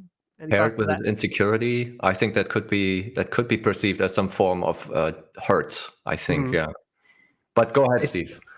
Well, yeah, before I start, I just want to say that because of the way you photoshopped Phil's head into that picture, it looks like me. It looks like really, in the thumbnail, it was really freaking me out. That's cool too. I'm down. But yeah, I think for me, a lot of that is when Phil, like narcissists in general, when they have to sort of like check their pre-existing beliefs about themselves and the way the world should be with reality. Most of the time it would be through social interactions and context. You'd be acting a certain way at work, or acting a certain way when you're at the pub, or when you're engaging in one of your hobbies. And you learn over time to sort of, temper and manage those as you go. But because Phil doesn't have that, he has the opportunity to avoid that and basically just go back home. He doesn't have to go out. He can order things in. So more and more, he's had the opportunity when he's had to check his pre-existing belief about the world and say the service that he should get at a Burger King. And the reality is very, very different. That's causing like a lot of stress for him to handle cognitively. It's not just like, I have been denied this service I think I should be having. It's also my existing belief about the world is not true. I have to reassess that, and that takes cognitive effort. It takes a lot of energy, and you have to go through a period of readjusting to a new sort of belief. And more socialized narcissists are able to do this because they're having more and more social interactions that teach them over time how to do that. But Phil has the option to avoid that, so he takes that and just goes home instead. So yeah, I think a lot of it is that he just doesn't see how the world should be. He sees it how he thinks it should be, and then when it's not, he gets hung up on it, and he gets a lot of hurt and a lot of anger, and his response is to be aggrieved and insulted. And then later on, if there's an article about you that's critical, he'll stick the boot in.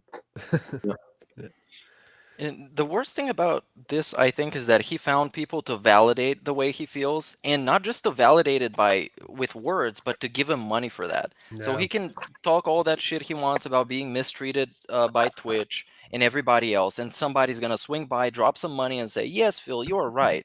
And the people that disagree, they just get banned, and they just get labeled as trolls or haters and all that shit.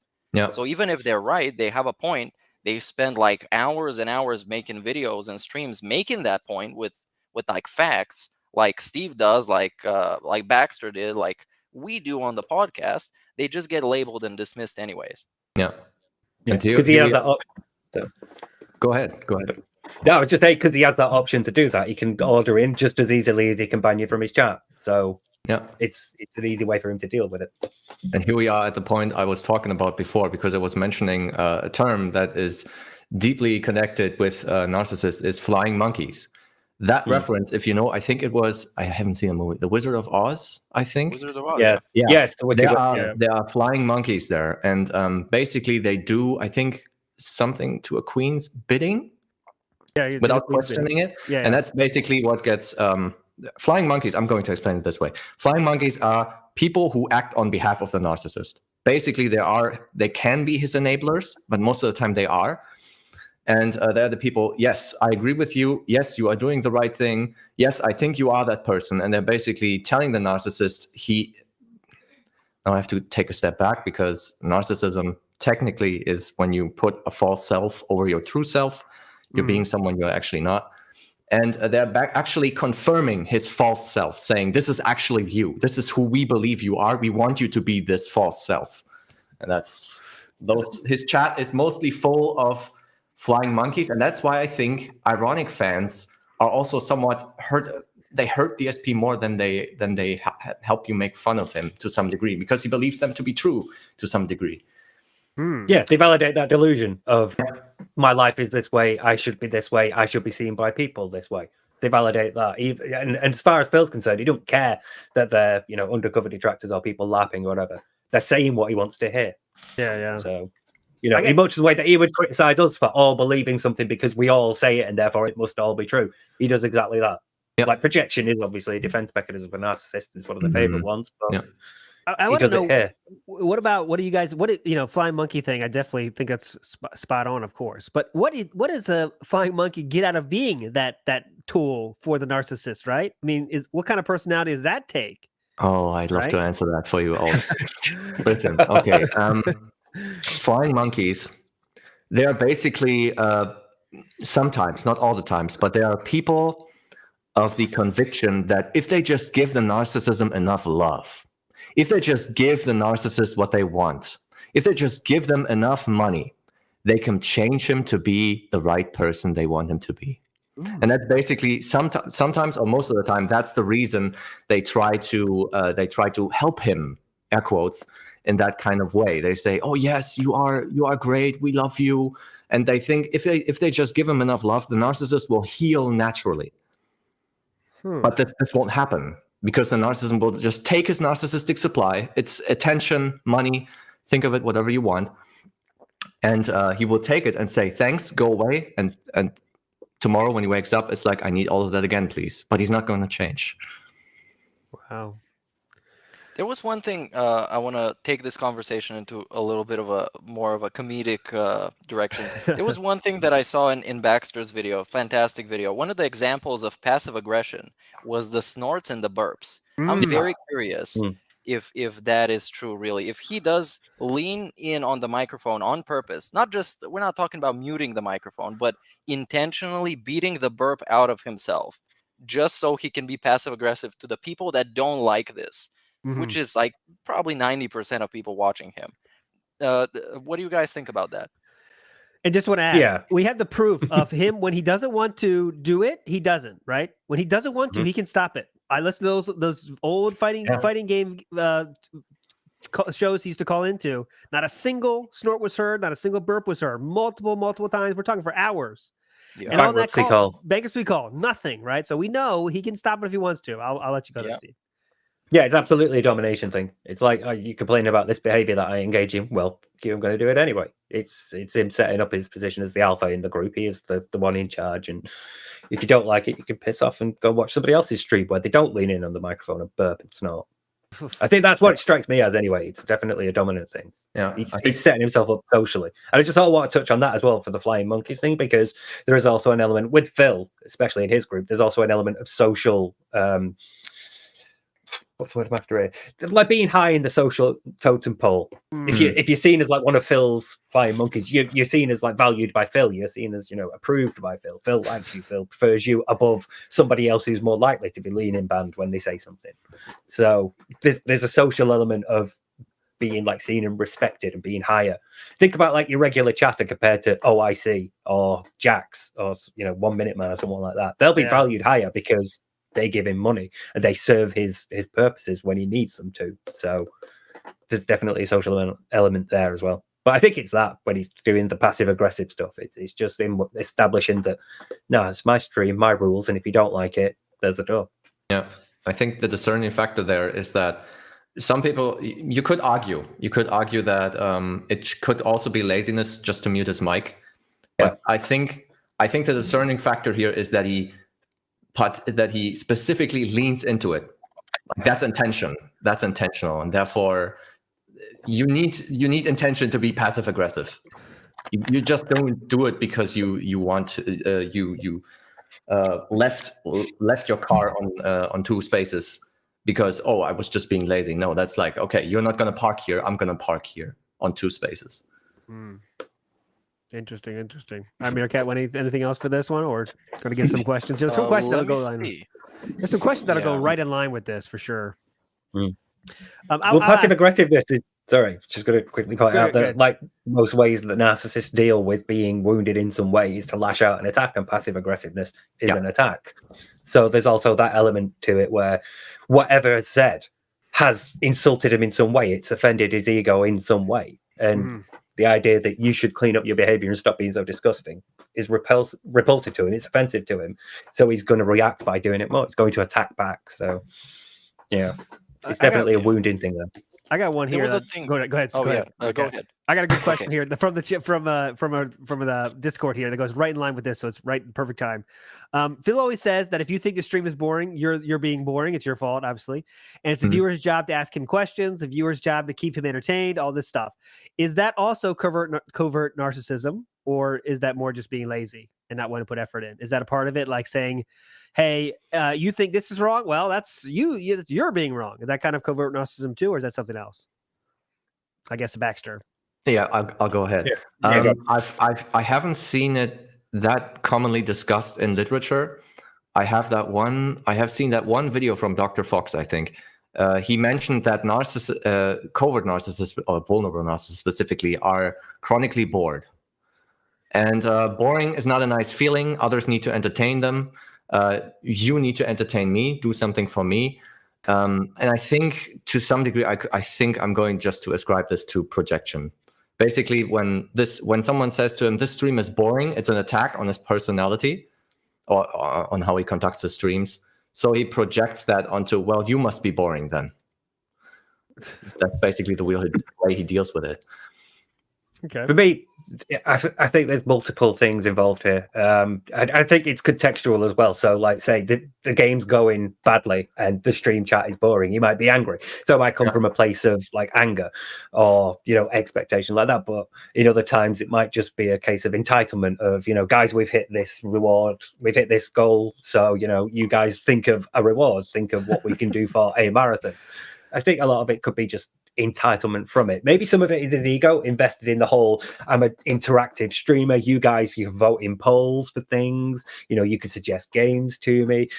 A lot of it is like shifting the responsibility of doing the work onto the audience. Right. And again, that can come from many places. That can come from him being lazy. That can come from him being avoidant. That can come from him wanting to avoid criticism if he picks like a bad game or it's a bad stream and people are like, oh, that gameplay was shit, Phil, what the fuck. There's loads of different things involved in this one. I think it's probably contextual on how it's going in the game and how he's feeling, from which like impulse drives it. But I think there's a lot involved here. It's difficult to untangle that. No, I think most of it is entitlement, though. It just seems to me like if you're expecting your audience to do these things for you, you're very entitled because you're the one who's supposed to be providing to the audience. So yeah, that's and the way I I feel see it. it's because he feels like he's giving already 100% of himself by sitting there and playing games badly and having dead air. So you should engage with him. You should give 100% as well, even though you're not responsible for giving anything. You're just there to have fun and watch a stream. So be chill. Yeah, right. There was a thing that I wanted to bring up, which is his disassociation with who he was in the past, as in he looks at himself in the past as a separate entity. That's old Phil. Now we got new Phil. And for new Phil, it's very easy to apologize on behalf of old Phil. But when he called his viewers lazy back in, what was it, 2016, 17? Yeah, around there. And he did that half-assed apology. That was not a very genuine apology. It was like, I'm sorry, but I'm actually kind of not sorry because people spun this and people took it out of context and they made videos about it. And in that video, he explicitly says, I think some people are just fucking lazy and they don't want to show up to the streams. Yeah. Oh, the Pokemon thing. Yeah. Right. Yeah. Classic. Yeah. So how does that fit into narcissism, or is just him being an asshole? Yeah, let's make sure, like a two-part there. It's like, remember now he's like, I'm separating himself from the past, Phil, like Meerkat said. Is that something narcissists do, or is that a way to like, I know I did fucked up shit in the past, I can't run from that anymore, but that's a different person now, so don't worry. Or what is that exactly? Go ahead, Steve. I'm going to go with yeah.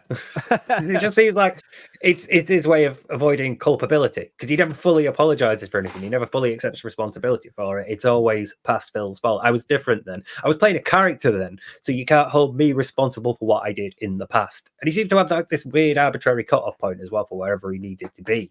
But past Phil's actions are completely the responsibility of past Phil. You shouldn't hold present Phil responsible for it. I think it's avoidance to me more than anything. He just wants to avoid the responsibility of it, because it means, I guess, probably narcissism as well, because accepting that you were wrong would be an insult to your ego. It would be something that your ego would have to take and deal with. And that's going to be hard when you fully accept responsibility. But by partially saying, I'm sorry, but it was past Phil, makes that easier, because you are shifting the blame onto you from 5 minutes ago or 5 years ago, whichever. Yeah. So, but he has it with other people as well. He's like, I'm sure he's mentioned it recently, but he said something like, you can't like hate what they did in the past and not like them now, or something like that. You're right. Yeah, you know what I mean. He said that sort of thing before. So he seems, again, to have that weird view of you can't be held responsible for past actions because you were a different person. Never mind that this was taking place in his 30s. You know, that doesn't matter. It's old Phil. So this is different. Well, he was old. Yeah. He was past the point where he should have developed completely. Right. Well, he had a hairline. So is he really that old? That was the headphones again, guys. Headphones. I strongly agree with what Steve said there. It's actually part of shifting the blame onto others. And how this can be explained, I think, from what I understand, is that narcissists in general, they have Baxter what's called a discontinued sense of self.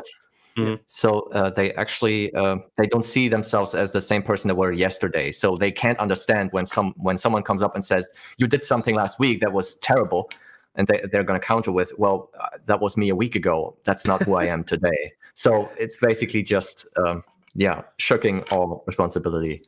Yeah, and that's the result of constantly like rebuilding yourself, because like we've seen with Phil, truth is malleable. So whatever he needs to be true is true. So if he says something one day and then the next day he's called out for it, he's like, I never said that at all. I never said that my mum did my hair until I was 17. Oh God. Exactly. But he can do that because he's constantly like rebuilding himself for whatever the situation needs. He doesn't really have like a consistent sense of self where he exists on a continuity. Most people do. Most people like run their own life narrative on a continuous like scale of I'm the same, but there's growths over years, but I'm still this person. I still have like a consistent identity throughout. But Phil's doing it daily because he needs to. Because I just came to this conclusion right now, because a continued sense of self would need you to accept that you were wrong in the past. And that's something DSP just can't do. So instead of facing the fact and that he was wrong about something in the past, dealing with that cognitive dissonance, dealing with the stress of saying, okay, guys, I thought differently back then. Today, I think this way. He's just going to say, oh, no, I never thought that way. I never did that. That didn't happen. And how about this? Well, I want to ask you guys this specifically. I've been in mind since the first time. Remember the story with Jaha and Mike Watson, right? Phil started some shit online. Mike Watson said, all right, you know what? I'm done, right? I'll see you next time. I'm going to beat you up. Then Phil, when faced with that, he went to the alcoholic card, right? I'm an alcoholic, right? Is that another form of this, right? It just seems to be another way to say, I'm an alcoholic. I was fucked up, but I'm an alcoholic, right? Just another thing to blow the blame on, right? Yeah, I actually wanted to, because you messaged me about this a while ago and I've not gone back to you about it, but I sort of wanted to mention this because Phil does go to that well every now and then when he needs to. But for me, his consumption of alcohol during that period is not a dependency thing, which is what you would classify an alcoholic as. It's somebody who's dependent and addicted to alcohol, somebody who's dependent on it and needs it to function, needs it to get up. You have to have a drink first thing in the morning. And back then, he wasn't like that. I don't think he was an alcoholic. I think he abused alcohol. He drank it as a coping method rather than using it as an addictive thing, rather than, because he's psychologically and biologically addicted to it. it's a coping thing because then he doesn't have to worry about the thoughts and the feelings in his head. He just drinks it away. Whereas nowadays, maybe if we do have that thing about him drinking and being drunk on stream, and maybe he is. Yeah. But back then, I think he abused alcohol rather than he was an alcoholic. So when he goes to, it's a bit like the depression thing. Felt sad in my life at one point, therefore I was depressed. I drank a lot of alcohol at one point, therefore I was an alcoholic. It's using that as a coping method rather than actually being addicted to it and needing it to function because you physiologically are addicted to it and your body is going through withdrawal. So you need a drink. Yeah. But Phil's not like that. Phil was just like, I'd play games and then I'd get drunk. And you get drunk to excess, you know. I also saw alcohol as something that makes you be more free to say the things that you actually think. So when he was talking all that shit, it was just Phil. It was just the filter was off. Yeah. Yep. And of course, one of those things that helps him take off as much blame as possible off himself. Yeah. So yeah. Yep. He loves those. Yeah. Again, not only young Phil, not only past Phil, but alcoholic Phil. Can't blame present day Phil anymore because he's changed, man. He was a character then. All that sort of stuff. It serves multiple purposes, and that's one of them. Yeah. And I should say, real quick, Jaha said that wasn't even true, by the way. So just keep that in mind. Phil said he said that, but Jaha said that he just said, I was drinking, sorry. So just keep going to make the truth that stays out there. Phil did not tell Mike Watson and Jaha that he was an alcoholic. He said, sorry, I was drinking too much. So that was just another lie from Phil. Yeah. Now that Meerkat mentioned that thing about him using being drunk as an excuse, reminded me of that 2017 Christmas special. I mean, what Steve basically just said, he drank a little bit too much eggnog, and suddenly the filter comes off. Yeah, and it's like, oh, look at all these F-bombs on YouTube. Yep. When you want to watch drama, you go to them. Not that I have anything against homosexual people. It's like, I'm just saying that's what they say. Yeah. Yes, exactly. Yeah. And alcohol might be legitimately his filter off condition, and that's why he doesn't drink anymore. At least publicly. Yeah. Every once in a while, you would see him post what we call the gin tweets, which is like low key in the middle of the night, or at least like after midnight. And I do think he supplements the alcohol with some gacha nowadays. I think that's his combo. It's a very powerful combo. So he lays down at night. He has showed us exactly where he likes to lay down on the couch, on that side. He's explained specifically. Takes a glass of gin or rum, allegedly. I like me some rum as well, so it might be rum, man. Big up. And then we pop on some gacha to cope. Good comment in chat, too good, I gotta say it. Adjaman. Phil is at level 1 as well as step 1. Oh no. Too good. You didn't have to do him like that. Too good. You're a legend. That's great. Well done. Oh fuck. All right, so let's see. Here's one from got a few more questions here, obviously. Let's get some quick ones out of the way here. Good question for Steve. What video from YMCA, what video do you think is your best, your magnum opus? Which one should we send people to? Steve. See, I'm sort of tempted to say the one where I did a narcissism test with that using Dark Side Phil clips, because it's like I had fun putting it together, and it's like got really low views. But I don't, because for me, I'm always only as good as my last video. So you know, like the problem with that is now this is a part 2, my last video, so you have to watch part 1 first. But that was past Steve. That was past Steve. Exactly. Another question from Sifu. I think like whole ones like the Keemstar one, the cat one, that's good, about Cat's birthday, just like whole ones like that. So just work your way through them. That's what I say. Work your way through them and figure it out. All right, this one's for Baxter here. Do you think Phil's aversion to overtime is partly due to him not wanting to dilute his per hour rate, since he might lower a value of himself if he goes above that? What do you think, Baxter? Can you repeat the question? So Phil really doesn't want to do overtime these days. He only does it really unless he's just about to hit a goal. That's the only time he does overtime. So do you think he doesn't want to do overtime anymore because it dilutes his per hour rate in his mind, right? Like I'm working so like now he earns like $20 an hour, but if he did like 4 hours, he'd only earn $5 an hour. That's fucking great. I generally don't know, because I've only seen him do overtime if tips have been very bad. Yes, that's the only time you get overtime, by the way. Great incentive, right? That's a great incentive to donate. When you donate more, I finish on time. If you don't donate enough, I'll keep playing. So good job. Great incentive program. Sometimes at least, yeah. Yeah. What about the Q&A, though? I think that fits into that, because that's the overtime of the pre-stream. Right, Because if he doesn't make a satisfactory amount of money, he does a Q&A, because that is definitely the overtime of the pre-stream. Yeah. That for me feels like an avoidance. Yeah, it's that I don't want to play the game. So I've finished talking about all I want to talk about in 40 minutes, and I don't really want to start just yet. Because I'm thinking like another 20 or 30 minutes, I'm going to go for a piss and a quick gacha. So Q&A. Anyway, it feels like that. It's just... He looks at the fucking chat. It's like depression comes on that face. Like, fuck, now I got to deal with these assholes. You know, it really, you can see it going in his mind. Like, son of a bitch, trying to deal with these assholes. All right. And you can't Q&A, guys. I don't know. You have anything? Yeah, go ahead, Baxter. No, I was just saying you can't even cut it short. It's like it has to fill until the pre-stream. I'm specifically not calling it a podcast. The pre-stream is 90 minutes. Like he has this arbitrary length of this is how long it has to be. And if Q&A makes half of that, then it has to be. We cannot start 30 minutes earlier. No.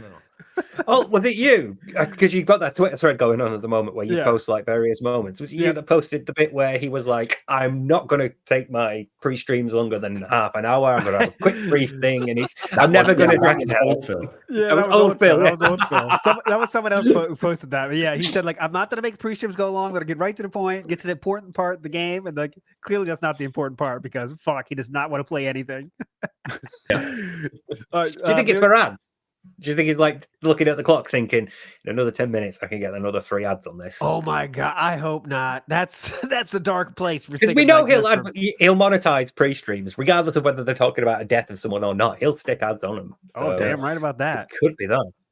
Changing. Oh my God. Speaking about the death of somebody, I want to mention this. When Erika passed away, his pre-stream was called Rest in Peace, Erika. Judgment Begins. Yeah, he was playing Judgment. Yeah, oh my God. I just saw this. Holy shit. Godlike. Jesus. I never saw that. Oh my God. Amazing, man. Oh God.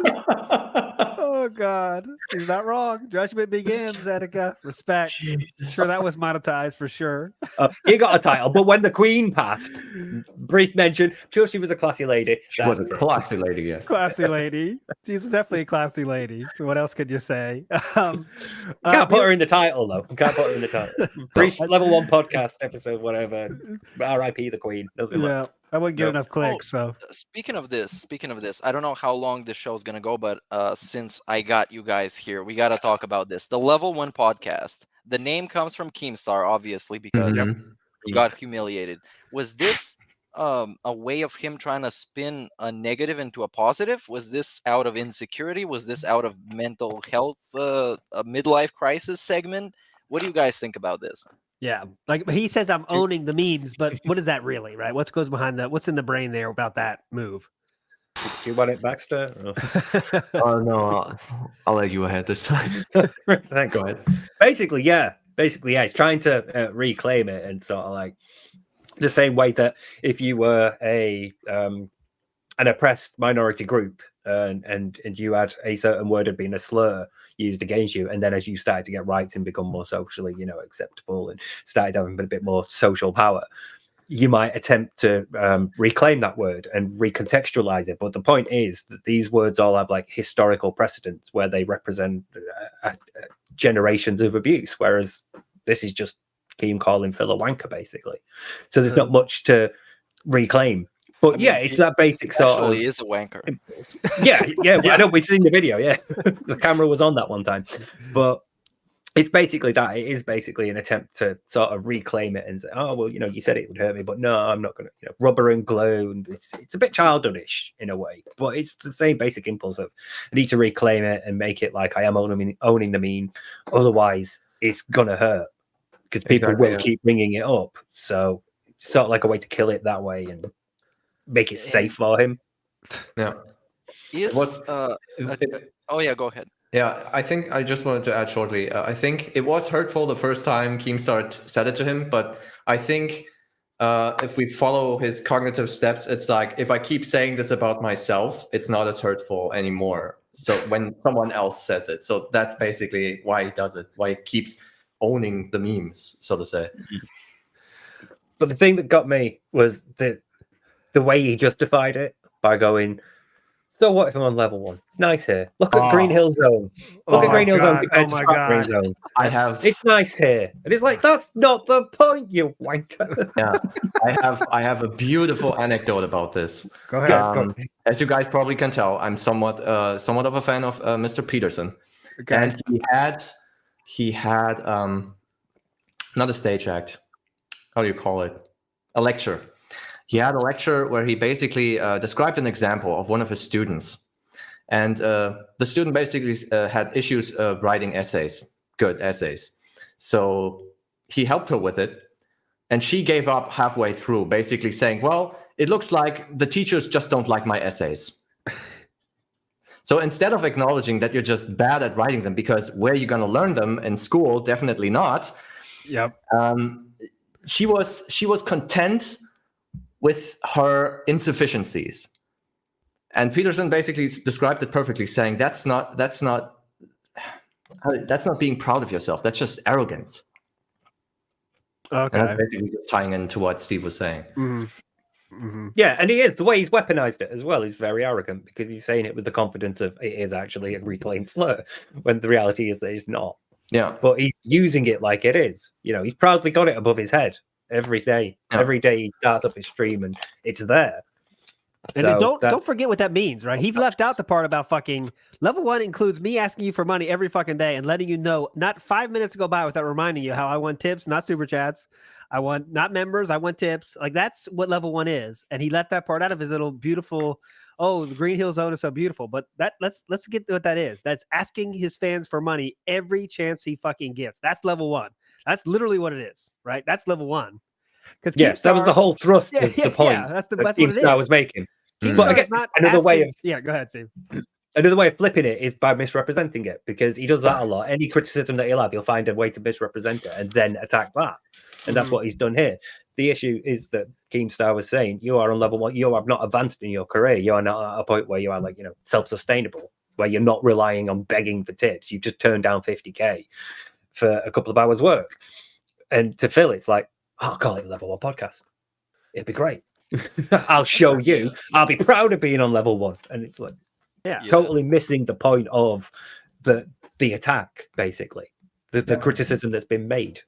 So, there was one thing I'm very curious about. What you guys think, and that's the concept of midlife crisis. Is this rooted somehow in DSP psychology? Are we seeing it? Are we witnessing it? Because he is very, let's say, in denial about it, because he's talked about several times that he's definitely not going through a midlife crisis. But all the things point to yes, because after Keemstar dissed him the first time, this before the level 1, I think it was the very first time, he put all these boxes up behind him, he put on this fake persona and all that other stuff. What do you guys think about that? Is this somehow rooted in narcissism, or is just a simple midlife crisis? Well, I think anyone can have a midlife crisis. It just depends what kind of degree of crisis you're going to have. I mean, some people, they see the 40 lives they lived, and they're thinking, oh my God, I haven't achieved much. I need to buy something big now. I need to buy myself a fast sports car. I need to buy myself a nice mansion or something like that. Where other people, they are fidgeting, or they're just calmly aging, thinking like, oh, this is nice. I'll just stay here. I'll just keep doing what I love. And it's not particularly tied to narcissism, I think. I haven't read up anything about midlife crisis and narcissism. That's an interesting topic. Sounds interesting, at least. But yeah, how do narcissists age, actually? I don't know. Can I run with a thought? Yeah, because it seems to be like it's tied to a level of insecurity where if you look at your life and you're happy with what you've done, you won't feel the need to have a midlife crisis because you're happy. You're content with what you've achieved by the time you say you hit 40. And you're like, oh, fine. I've done all right. I've got a job, house, career, family, proper family, kids, growing up, got on the way out into the world. If you're content, you're not going to feel a midlife crisis. But if you're not, if you do feel insecure about it, maybe if you look at your legacy and think, well, I've only got 14 years of YouTube videos and a public masturbation incident to my name, you might start to feel a bit insecure and want to change that image. But how do you do that when you're not only a narcissist, but you're a shut-in as well? Right. Because most people, when they have a midlife crisis, they completely flip the other way. Instead of like, you know, if you're like typically working and with your family and then you hit 40 and you have your midlife crisis, you go out and do things, you spend money on things, you meet new people, or you like hit the gym to try to change, you know, your body's shape. Yeah. It's something extreme that's a backlash to what you've got, but it involves leaving what you've got and going out to find something to replace it. You know, if you're not happy in your relationship, you meet someone new. If you're not happy with what you've got materially, you might buy a new car. If you're not happy with your body, you'll join a gym. But Phil can't do any of that because it involves going out and meeting people and doing things. So we're stuck in this position, this rather unique position where we get to see a narcissist have a midlife crisis without being able to leave the house to do it. So how do you do that? How do you have a midlife crisis when you can't leave your wife and cat? Yeah. Well, I think his kind of translates into showing off the fancy things he's got, because he's got many things that normal people don't have. But those things have been bought by others, by him begging for it, him asking for it directly. So it is kind of, I don't know, weird for him to be showing it off, like all the things in the background, all the things, hey, it's my fans send this, they like me. It's just kind of weird. Yeah. The closet stream. The closet stream was a big part of that. Yeah. Oh, the closet stream. Oh, this fan art changed my life. That's why I was stuffed in the corner here in the trash bag. But it's really changed my life. I think his midlife crisis is also somewhat more material, because he after he cleaned out that closet, he started wearing that San Andreas cap, and he starts clothing himself with items that I would not give any 40-year-old to wear. And it's like, for me, it's all, not even the Triple H shorts that you got from Sky Mall. Oh god, the aerated shorts. To some degree, it's material. To some, it's also psychologically, because I feel like he always has done this. He's always trying to relive his past days for some reason. He's always trying to go back to his. It shows in the choices he makes while playing the games, Disney Dream Light Valley. With his humor, with the way he clothes, with the way things he portrays himself on stream, how he behaves. That would be his midlife crisis, I would say. Yeah. Okay. I wonder if it's material because that's all he's got. Like, look at say the closet streams. They're basically him going over the things he's got from the last 10 or 15 years. So right. You know, and it's when he do the marathons of just watching his old streams, and then he's like pause. Oh yeah, this time I was recording like this, or this time I was living Connecticut. Yeah. Those are all things where he goes over what he's done, and that's all he's got. You know, so I'm wondering if it's that. Maybe it's like his tip numbers, his member numbers, his sub count numbers. Obsessed with the numbers too. It's like those things don't make or break you. No, but they were important back then. They were important back then, so they must be important now, right? Yep. And one thing he said interesting last week, or what was it, 2 weeks ago, he said, I should have 1 million subscribers. I thought that was really interesting word. Yeah. By rights, right? I deserve this. I deserve this. One question I definitely want to get to, I think it's some lore that not a lot of people know. And Kaiser in the Discord let us know about it and told us about it. It's specifically for Stephen Baxter. I'm going to paraphrase here. One thing a lot of people don't talk about is Phil's parents did adopt a child when he was about 10. He's talked about it before, rarely. And he's kind of asking, what is that does that help or hurt someone become someone like Phil, right? When you're 10 years old, your parents adopt another child. I know everyone's different. I know some people can handle that beautifully and come out beautiful people. But Phil clearly is not a beautiful person now, you know, socially or anyway. So could that have been something that spurred this kind of, I'm not getting enough attention, I'm a narcissist. Could that be something to that, right? Like at 10 years old, you're the only child. Oh shit, my parents just adopted a kid, and then now I'm here, right? So is there anything to that? Could that be a factor? Anybody? Any thoughts on that? I guess I'll start with you, Steve. Yeah. I mean, like you said, it depends on the person And it would also depend on like the environment they're in and how they've been raised by their parent, how they've been prepared for this new arrival into their life, the ages that this other child is at, whether it's close in age and whether they're not the gender, whether, someone like Phil would get on better with a girl or a boy, all sorts of things. And when you sort of like looking at how a narcissist develops into one, you would go back to childhood and look at like the more pivotal childhood events. So it could be, but I don't know if it's like the one, I still think the one is still probably the Wolverine one, because it strikes I know, but it strikes me as like one of the first times his parents said no to him. Yeah. And he was deprived of something because of it, and that's why it sticks out. Yeah. So it could be that doubtless it did have an effect on him having, a new child in, because all of a sudden he's got to adjust to a new way of living. He's got to adjust to all these new rules about what is owned, his concepts of ownership, and like, this is my toy, that's yours, and things like that. This is my cereal, and these are my snacks, and now you're having to share them, and this is when I watch the TV, or this is when I watch this or play this game. And so there's loads of like readjustments there as well. And if he's got brought up, being alone and basically having the run of his house, and now he's not, that probably would have some effect. But again, depending on the child being adopted, the parent, things that would happen afterwards, because at some point it stops being nature and starts becoming nurture. So but I don't think that's the one necessarily, but it probably did have an effect. It's the sort of thing that could. I absolutely agree with you there, Steve. I think I would personally put more emphasis on parenting, because it's a difficult question, nature versus nurture. But I'm somewhat still of the conviction that that narcissists are made. And for me, the one key moment, which I also pointed out in my video, was that it was just like one small window into DSP's relationship with his mother. And I don't know what his relationship with his father, but the relationship to this adoptive sister is like, it's completely dark. So I can't draw any conclusions from there. But the relation with his mother, apparently very emotionally cold, and she didn't acknowledge. No, I would put more emphasis on parenting personally. Okay. And I go ahead, Meerkat. I do have a question for Baxter. Something that he talked about in the Discord, and I think it would be pretty interesting to the listeners.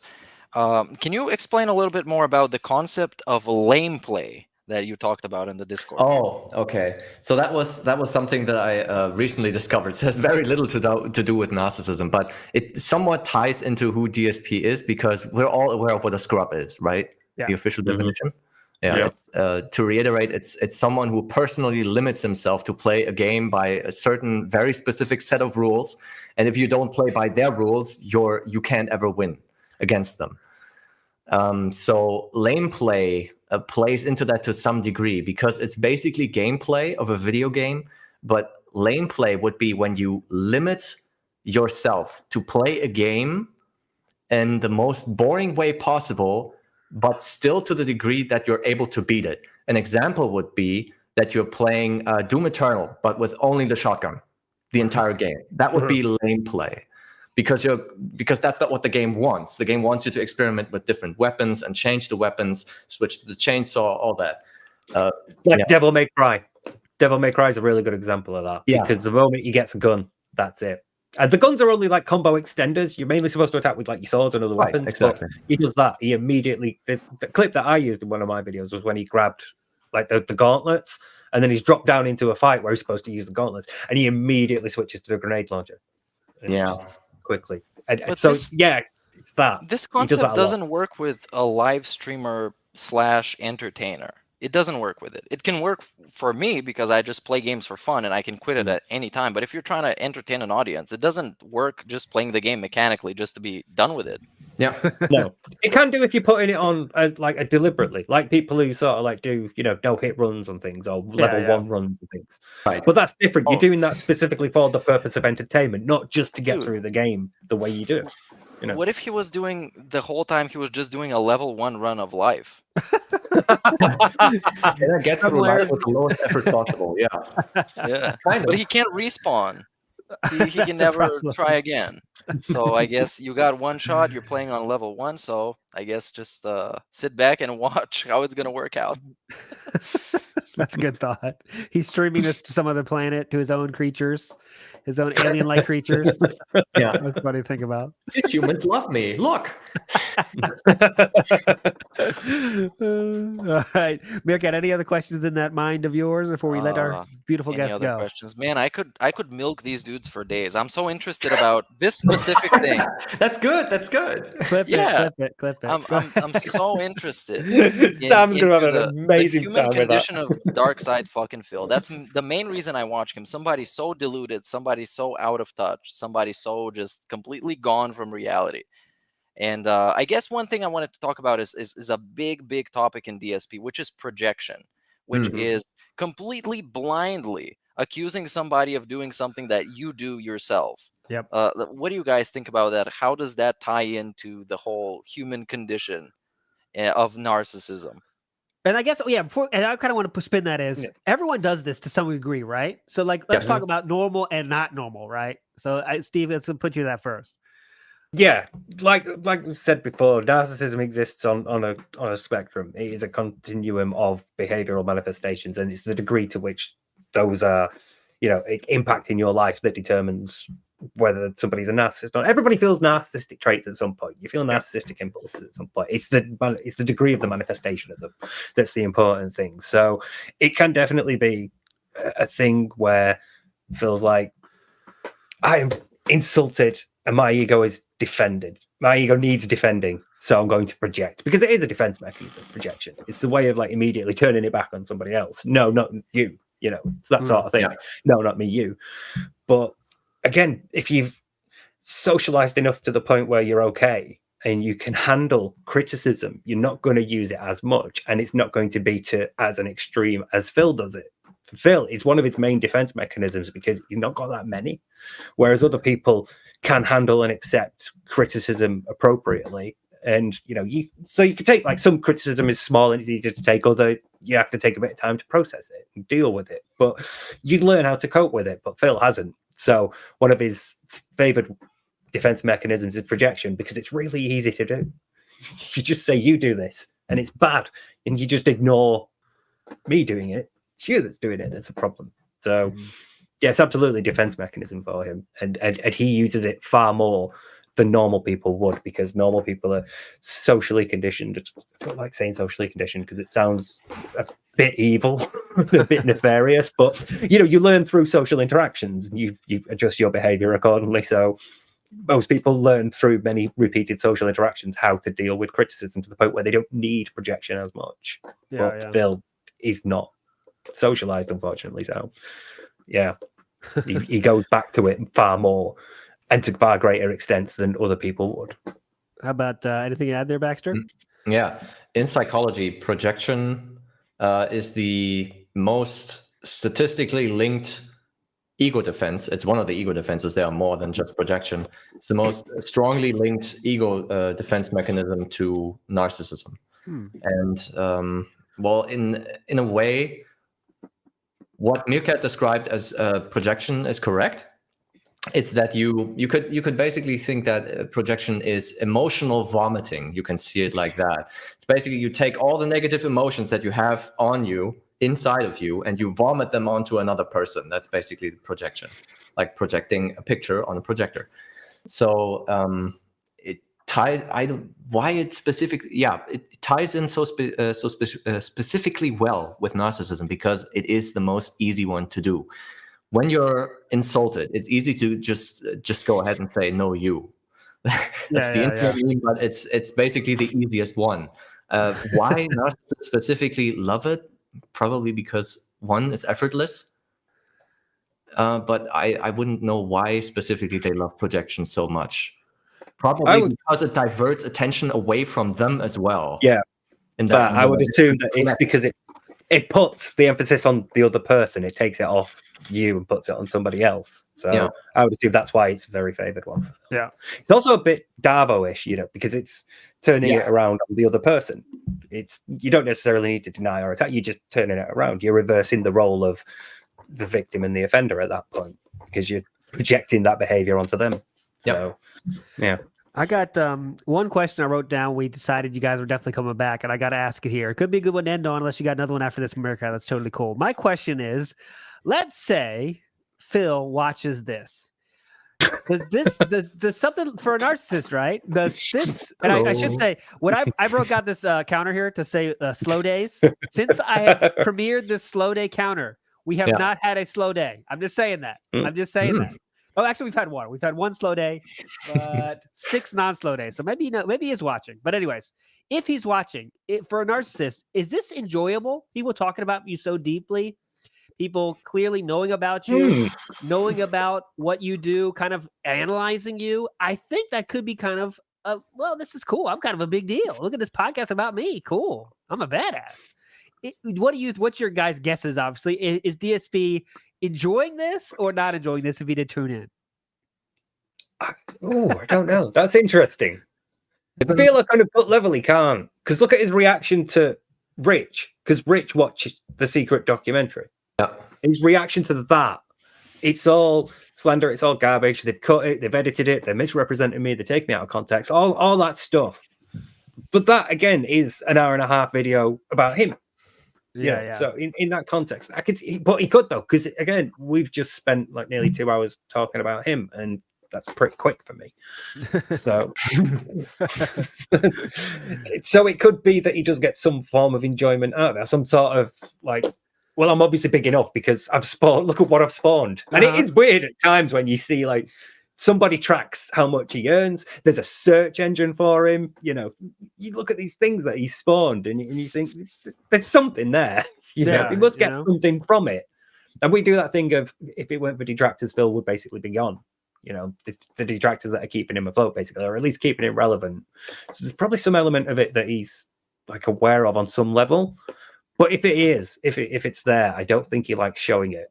I think he would rather just dismiss everything because, again, most of this is critical. Most of this is picking at his flaws or revealing lies or going into things that he doesn't want us to go into. So it's probably not as enjoyable for him. But maybe on some level he does think, look at what I've spawned at least. Yeah. All these people dedicated to attacking me and I'm still here. Yeah. Probably some of that. Given that question, I remember that he started using a particular term once a certain video was posted in his private Discord. Can you guys remember what it was? Starts with C. Thank God I thought it was groupthink then. No. What is it? He started using a specific term to call detractors, specifically the group of detractors, specific C term after he has seen a specific video. I don't know, man. Crazy? No. Chat's gonna get it eventually. Chat's gonna get it, I'm sure. C word. Huh. You got us all. I'm always curious as to where he picks up words from. So yeah. Cult. Exactly. Cult. He started calling detractors cult right after LSB. May he rest in peace. After he posted the introduction of the first part of that cult video. And that was definitely posted in his Discord. And he immediately started using that term against detractors because they're such a group of, this is just a cult. These people, they are so cultish.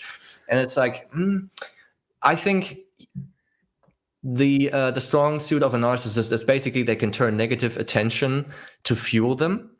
So if you insult a narcissist or call them names, like you say, okay, you're leading a cult, you're a narcissist, he's going to take that word and say, so what? Every one of us is narcissistic to some degree. Then I am the narcissist. What does it matter? People still love me. And that's the whole deal. So he's just going to use what we tell him he thinks he is, what we think he is. Yeah. And he's just going to flip it. He's just going to turn around and call, maybe you're the narcissistic people. You're so obsessed with me.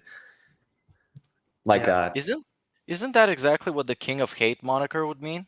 Then because he's taking the hate and contextualizing it. Now that you say it, I take all the hate and turn it back on them. Yeah, yeah. And I mean, cult doesn't work with what we do because people get called out constantly. And as you can see with what was his name, the steel toe guy, he got called out immediately. No. Because if you talk a bunch of nonsense, you're gonna get called out, which goes directly against cult, which is everything you say is gospel. And in a cult, usually there's a central figure which everything revolves around. Right. Kind of like DSP. Yeah, just about to say the thing with the steel toe guys and us all sort of like calling them out and applying social pressure that way is that there wasn't really like a leader or a defined figure who decided and determined we should all do that. We all just did it because we all as a community decided your behavior is unacceptable to us. It's inappropriate. Go away. We don't like it. Yeah. But there isn't like a central figure here. Detractors usually have like their own way of saying things. Everybody has their own voice. Everybody does their own thing. Sam talks about streaming. Brittany Gates talks about business. Peace talks about finances. You know, we talk about psychology, and so everybody has their own thing. We've got a fucking pastor, for Christ's sake. Yeah. No offense, Eric, didn't mean that. But you know, there isn't a centralized figure determining how we react to every other person, whereas within Phil's group there is, and we don't restrict access to other people. Nobody's sat here going, don't watch Piece of Pieces stuff, don't watch King of Hates, Cult of Hate stuff, don't watch this person's stuff. You know, you're free to watch whatever. Yeah. So you know, we do the opposite. More open. Everybody gives big ups to people, shout outs to people constantly, links them to their channels. It's just a supportive thing. It's a community, not a cult. Yeah. That's what the he does big difference. Yep. Yeah, exactly. Meerkat, you're good. Right to what I was going to say. He does not want a community. He has no tools for his community to be together at all. There is no tools. There's no Discord. There's no anywhere you can go if you want to say, okay, community, let's enjoy talking to each other, except that fucking forums when he uses forums anymore. His forums are for polls now. That's the only use they have. We, on the other hand, everyone else, and and shout outs to gotta keep insane. But everyone in the distractor sphere has their own Discords. They have their own Twitter to talk about. It's all supportive thing. Great question. I have to ask from Ludwig World Order. Shout outs to you. That's a great question. If DSP had to react to an episode of the podcast, which meaningless detail would DSP obsess over to pretend that he has a better podcast? So, for example, like he did with Rich, 2 monitors behind me. What the fuck is that? You know, the fact that like the fact that like Meerkat and Baxter don't have camera. Why aren't they showing their faces? That's a great one. That's toxic. But I already said I don't have a camera on because I've gone completely bald from balding over DSP. So yeah, I've gone so mad that I've lost every single hair on my body. Yeah. That's a bonus, but I'm guessing, great question. And then serious answer. I would say he would say something about like the color scheme is weird. You know, he'd find some little thing. He's Sunday at noon. Why are they doing that time? I mean, who's even awake then? I don't know. Also got an awesome super chat message for you, Steve. Please make more very long videos, Steve. That's the message. Please do that. I have no plans of doing anything other than. I don't know. It's like asking birds to fly. Yeah. Dear fish, please continue to swim. Yeah. How about you, Baxter? On that note, when's your return coming? I know you made the follow-up video, but I want a full Baxter special again. When might we see one of those again? We will definitely see one this year. Still, it's just a lot of work has come up, and also a lot of private life things have happened. I'm enjoying my free time that I can, but it is in the works. I have processed the original John and Howard podcast. I cut it up into topics already, and now I need to find the respective responses that DSP has, and then I need to give my commentary over it. So it's like, I would say it's like 33% done. I'm aiming for something less than 3 hours, but I can't promise that. You can do it, man. I can't. I believe in you. God. Steve, I know you just dropped an awesome video not too long ago, so I know it won't come too quickly, but anything in the works we could let us know about. Yeah, I've got to wrap up the champion stuff because he mentioned like mobile games of things a couple of times after he'd done that. Well, that's my last word about it, so I sort of wanted to go over that. And he did the hair thing as well. Yeah, so I had a bit of a thing about it. A couple of things in there. Then I've got Evil AJ to come still. So that time he did the response to Evil AJ in his pre-stream, and then he did the "This is how you don't play." I've got all that as well. So I was sort of planning on being in a hospital at some point, but my operation date's pushed back a bit, so got a bit more time to catch up with it. Yeah, I did read about that. Unfortunate, man. Hopefully it worked out for you. Yeah. Meerkat, we know you have some computer issues going on. You share it with us. Anything you can share in future works? What are we waiting for here? Future works, man. I don't know. I was about to make some videos for the channel so it doesn't go completely dry and tumbleweed. But I've been having tech issues. My laptop got bricked, so I'll see what I can do. But I've been really stuck with work. I got an interview coming up tomorrow for a project, so I've been preparing for that. And outside of that, really, I just try and stay engaged as much as possible. But this dude is getting real insufferable. And the more stuff I do in real life, the more annoying he gets with his entitlement.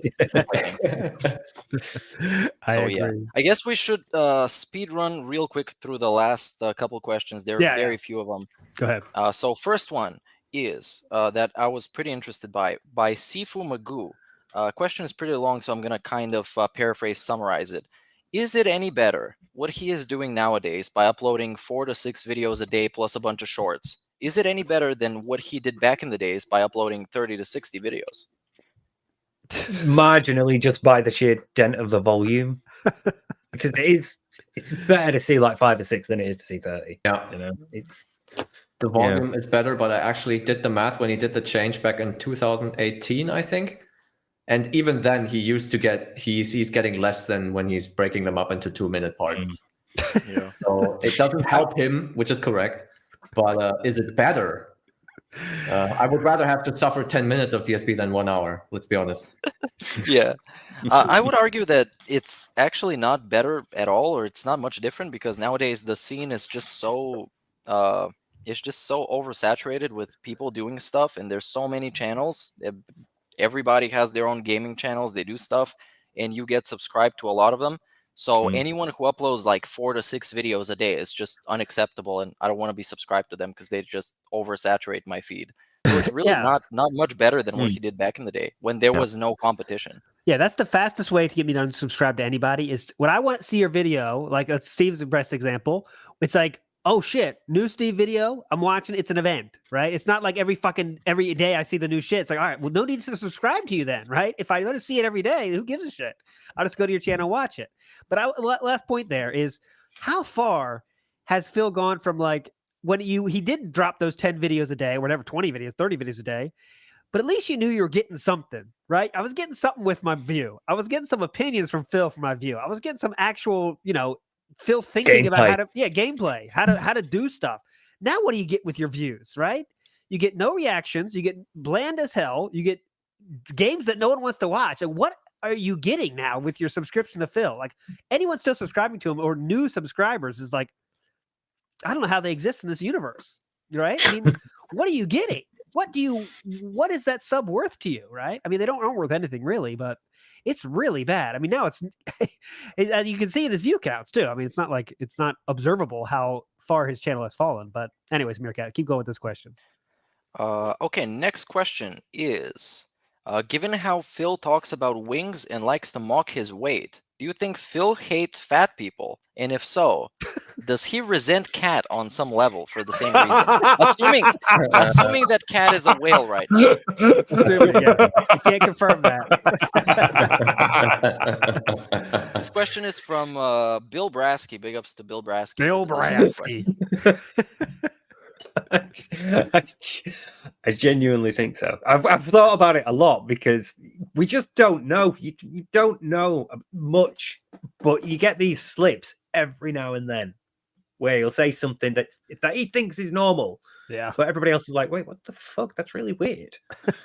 So you sort of like have to piece it together from these little bits as to what their relationship is actually like. But they they don't exercise. They're terrible diet. They don't go out that much. She doesn't even go out with him only one day off, where time with his wife is essential. People like being seen out. That picture, Jesus Christ. So she has to put on some weight. He's put on weight. She has to have done as well. Mm-hmm. And maybe he resents that. He's not in his young physical prime anymore. Maybe it's part of the midlife crisis thing. He's seeing himself in like people like Wings and Boogie and Rich and thinking, no, I can't be like that. No. I don't want to be that big. I don't want to be able to stand. Yeah, I don't want to be able to stand in the shower and have my feet stay dry. I need. So Yeah, he power walks. Oh yeah, so now it's jogging, guys, jogging. Yeah, right. Anything to add there, Baxter? No. Okay, You basically said everything, I think. Yeah, I think speaking of DSP and Kat, assuming that she is fat, right? That makes her less desirable to men. Therefore, she's less willing to leave for another guy, just like she left Subaru Man for DSP. So that's kind of a positive for him, assuming that she is fat, right? Assuming, yes. So that's my take on it. So it's kind of a positive for him. And Yeah, again, she's like dead. like I mentioned earlier, calling somebody fat from DSP is just an easy way to make a personal attack when he doesn't have any arguments against anybody. So I guess that's one of the things. Yep. So we could move on to the last 2 questions. First of all, we got a question from Tran007 for Steve. When is the 24-hour video coming? We don't want That's a die. landmark. You can't die. No. I'm saving it for the divorce saga. Oh wow! Oh no! I'm going to give you Phil's history with his wife. Jesus. You heard his answer. Remember that. Clip that. You heard him say it. Yeah, and the last one we got is to ALT. Okay. If you make another video with your soulmate, can we submit voice questions through SpeakPipe, which we usually use to submit questions? That's a good point. I've got to say, guys, thanks so much for your feedback on that. That was really cool. My wife definitely has been smiling at all your nice comments, and there's not even a single bad one. And I got her ready for that. There might be someone that says something like an asshole, but they're assholes. Who cares? Just ignore it. But there was not a single one. So thanks so much for that. And yes, please. Wait, you mean Tevin didn't chase her off? Yeah, we left our house and we got chased down. Yeah. She wasn't crying. What? Other people's soulmates don't cry, just DSPs. Yeah, she had a lot of fun, and I think it was more fun than she expected too with your guys' comments. So, but also yes, please submit it to the SpeakPipe link that this one we use for the call-in show, and we'll definitely think about having some calls for the next one. That'll be really cool. So next month we'll do one more with my wife. That should be a lot of fun. Thanks guys for that. But yeah, that was a ton of fun, by the way. Go check out that video. This is the last question, everybody. I think we're done for today. So now a Q&A for the next 45 minutes. Let's go. Awesome. We need to hit the 3-hour mark, guys. Come on. We're only at like 2 hours and what is it, like 25 minutes? Wait, how many likes? 78 likes. Come on. Come on, guys. I think we can get at least that. Come on, dude. Come on. We're still yet to put the full payday up somebody's ass. Come on. You want to see that payday go up somebody's ass? I'll shake it in front of the camera. Right here, guys. This is what you Look want. at that. Just send us your payday, and this payday goes up ALT's ass. We don't have payday here, and I'm sure Steve and Baxter don't have paydays either. Yeah, no, the closest I could think is like it's a Snickers. It's similar vein. Yeah. Oh, a Snickers gonna hurt more because it's like all ribbed and stuff. Damn. That's ribbed for your pleasure. Pleasure, man. All right, guys, we're having so much fun. I'm gonna call it. You guys are all legends. Thanks so much to everyone that supported during this stream. You guys are truly legends. Thanks for everyone just watching, and of course, thank you to our 2 legendary guests, Baxter Zevchenko and Steve of the Dead. Don't worry if you like this episode. We're going to ask them both to come back very soon. I can promise you on that. So thanks so much, guys. The call-in show will be Wednesday this week, so I hope to see you on Wednesday. But with that, we are out. Thanks so much, guys, for watching. You guys are truly legends. And, of course, Big ups, everybody. Love you, legends. See you later. So now in the next few days, I have to raise money to pay my utilities. And then, see what I mean? Like, this is how it is for me. Yeah, these shitheads out there want to fucking fuck with me behind the scenes, ruin all kinds of financial shit for me. Then on top of that, make stuff up to try to make me sound like a terrible person on the internet. To make money, I have to pay Ben bills. I have to pay Ben bills. I have to pay Ben bills. I have to pay my taxes, pay my back taxes. I have to pay my mortgage, pay my internet bill. I have to pay Ben bills. I have to pay Ben bills, bitch. Pay Ben taxes. I have to pay Ben bills, bitch. Day to day, tips to tips, to pay bills and things. Eventually, things will get better. But kind of stuck right now with how things are. That's why I'm trying to make money. I have to pay Ben bills, you know. I have to pay Ben bills. I have to pay Ben bills. I have to pay Ben taxes bills. I have to pay Ben bills. I have to. If you want to sit here and you want to pretend like you're holier than thou, I'm better than those content creators, man. Because I have a job where I work 9 to 5 and I bust my ass at my job and I earn a paycheck, man. And then I come home. See, I'm not on the internet begging for money all day, man. See, I'm better than them, man. No, you're not any better. Everyone's the same. No one's better than anybody else. Get your ass out there and fucking work, bitch. Hello? Pernell? That is business related, and I do still have it. WWE champion time. Go, go, go, go, go, go, go. Thanks for the money, stupid fuck. I love it. Go, go, go, go, go, go, go. By eBay. Hell! It's been tough. I always think that it's my fault. Drinking gin. Yep, I'm toxic. I love Hulk Hogan's dick. My ass is so fucking stretched. Oh, no, you didn't, you motherfucking piece of shit cocksucker. Mark my fucking words. I'm coming for you. For now? Go, go, go, go, go, go, go.